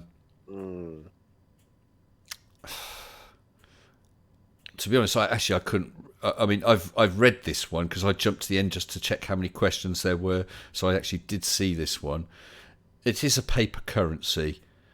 So I guess where was it used or when was it used? Yeah, the name of it. Which country or?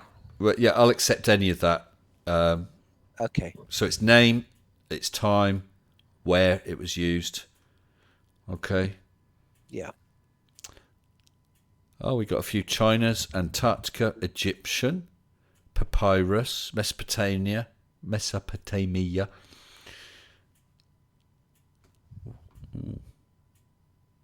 China in the times of Marco Polo. I'm recalling it was an IOU, said Brian. Chinese promissory notes, I would have guessed, says Crafty Keeler. Got quite a few China and quite a few Egyptian, neither of which are particularly surprising. Okay, let's see if we can get the timer going. There we go. 5, 4, 3, 2, 1. Okay, Brixie. Sorry, I read something by Bry and it threw me. Yeah, okay, Brixie. What can you tell us? Let's read their question again. About the earliest example of paper money. Can you tell us anything about it? Well, there's nothing in there to say it had to be printed, so China would seem to be the most ancient society that would have it. I wouldn't go outside of China. Okay, so going for China. Is that all the detail you're going to give us about it? Just China? Well, Chinese, they had huge technology before the Egyptian technology, so I can't see why it wouldn't be China. They've got rice paper, presumably would have been on rice paper. Just the China, maybe on rice paper. That's what I would go with. Okay. All right, people. This was in China, as a lot of you said, in the Tang Dynasty, and it was called flying money. Well, obviously, but in Chinese, but you know what I'm saying. It says here, different forms of currency have been used throughout history, but Guinness World Records has deemed flying money as the earliest example of paper currency. It was used during Tang Dynasty between 618 and 907 AD. Flying money was only used by the very wealthy, and unlike dollar bills, you couldn't use it to pay someone. Instead, the currency would be given to a local official who would issue a receipt that could then be taken somewhere else and redeemed. So I did see that Crafty Keeler said promissory notes or IOUs. Yeah, absolutely. I'm amazed. Right, I'm going to give you a half, Brixie. I mean, I think China was not that difficult a one, but you gave China, so I'm going to round that other half up. So when you get a full point between the two halves, because two halves make a whole. Okay, Oakley, this maths, it's an amazing thing, right? Besides 1 and 1 and 1, probably. Yes, we're on the very last question, and what time are we? We're at midnight. So we've been going for 3 hours. This is the last question. So what I will do is we will do this last question. We will see how people scored, honestly, please. And then we'll see how Brixie did against the internet. All right, Brixie. He's gone quiet. Okay. Save the best to last, huh? Yeah. Okay.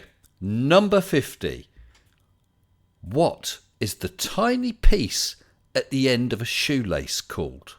You know that little plasticky bit that wraps around? What is that called? And who sat down and thought, do you know what? I'm going to call that a so-and-so. Don't know, but there we go. Did you get a half point for trying, Patricia? I don't know. Did you try? I didn't see what your try was, or I forgot. Patricia, my 2 brain cells are getting friction burns. the half points are for Brixie. I mean, I have to be a little bit generous because he's got all the pressure on him. He has got the entire world rooting against him, trying to drag him down, beat him into the mud. I know, it's terrible. So, what is the tiny piece at the end of a shoelace cord? I don't know if certain people might be using the internet. I hope not. Be very upset. Mrs. Super chat. Mrs. Sensible Excellent. will be terribly cross if she found out someone had been cheating. Before we get to the answer, Kristen Frost Laserbeams has just super chatted $2 US electronic money. You think, well, that was the first money? Or you're just telling me that $2 US super chatted is electronic money? Because it is, Kristen. It definitely is. I'd like to give you a point for that, but I think that would be a bit unfair because I can't show favouritism via super chats for points, I'm afraid. But thank you for the chat. Okay, let's give people the countdown. So this is what is the tiny piece at the end of a shoelace cord? Oh, it's exciting, isn't it, Brixie? Right at the end. Was you asking me now, or are you giving me No, because you got another 1 second, and your time is now You're up. not going to be impressed with my answer. Wow. Okay, so Brixie, this is your last point that you could get. Okay, the last point you could get. What, Mr. Brixie? What is the tiny piece at the end of a shoelace cord? And I await your answer with bated breath. Go. Well, I mean, I'm really trying hard with this one. Okay. Cap. A cap. Okay. That's what I would call it.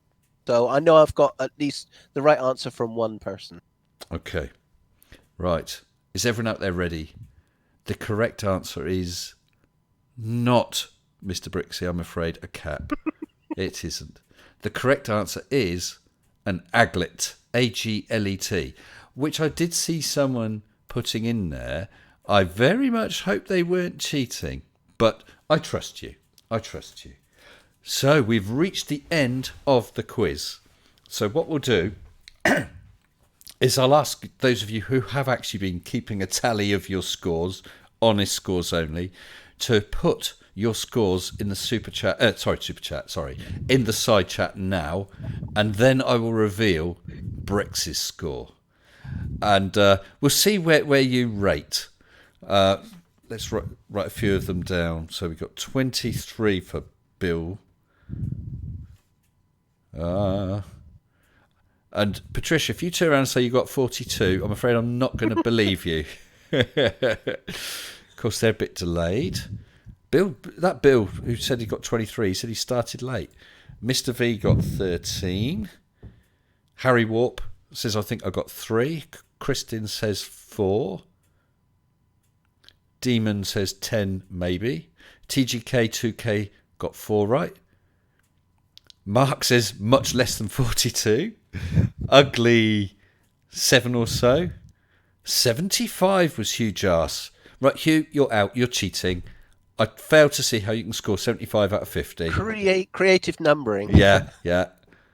6 times 9, says Colon. 19 of the 31 I was here for, says Mitch. So that's pretty good, I think. Patricia got the best score ever. Actually, it says, Patricia, you got the best saw ever. Oh, dear. That didn't work, did it, love? Okay. Oh, Alan Rogers says, absolutely brilliant, got to go, I've lost count. Okay, but before you go, let's reveal Brix's score. Brixie, do you want to take a guess? Just a guess. I'm not going to hold you to this. A guess. What score do you think you got out of 50? You did score half twice. How do you feel? I know I got the science ones right, but about 14. About 14. And I said earlier on, you definitely have not embarrassed yourself. No one has embarrassed herself, quite apart from anything else. This was just for fun. But you definitely did not embarrass yourself. So you think you got about 14, trying to be as honest as you can with yourself. Mm-hmm. Yeah? Okay. Well, unless I miscounted, Brixie scored 20 out of 50. Bloody well done, mate. And it's better than I was expecting. it's certainly a darn sight better than I did. And I mean, looking at the range of scores, people have said there was a 23, 13s, 10s, 7-4s. It's all over. I honestly think if I was answering that, I'm pretty sure I'd have got under 5. Trying to guess, I think I would have. Maybe none at all.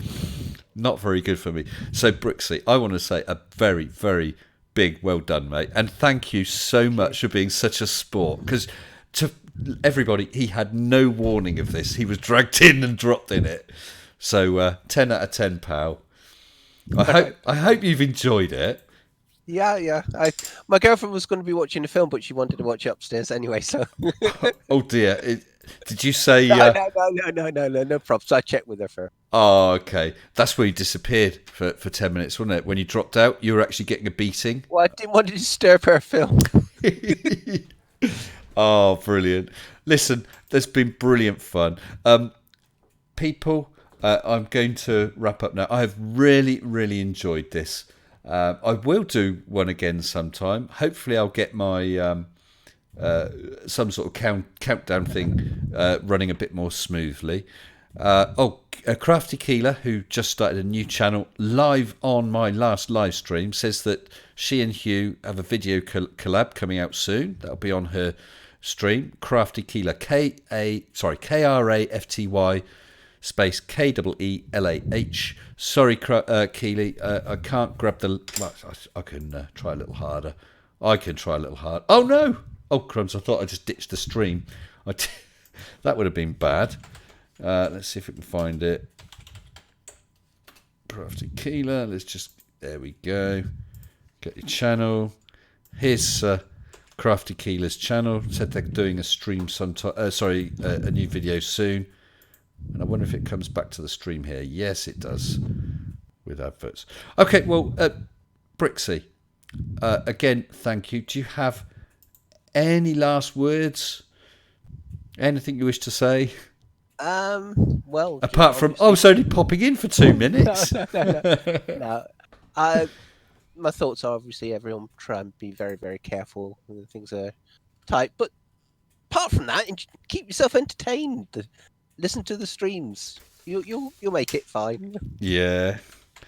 I mean, there's always something on, isn't there? There is some great channels out there.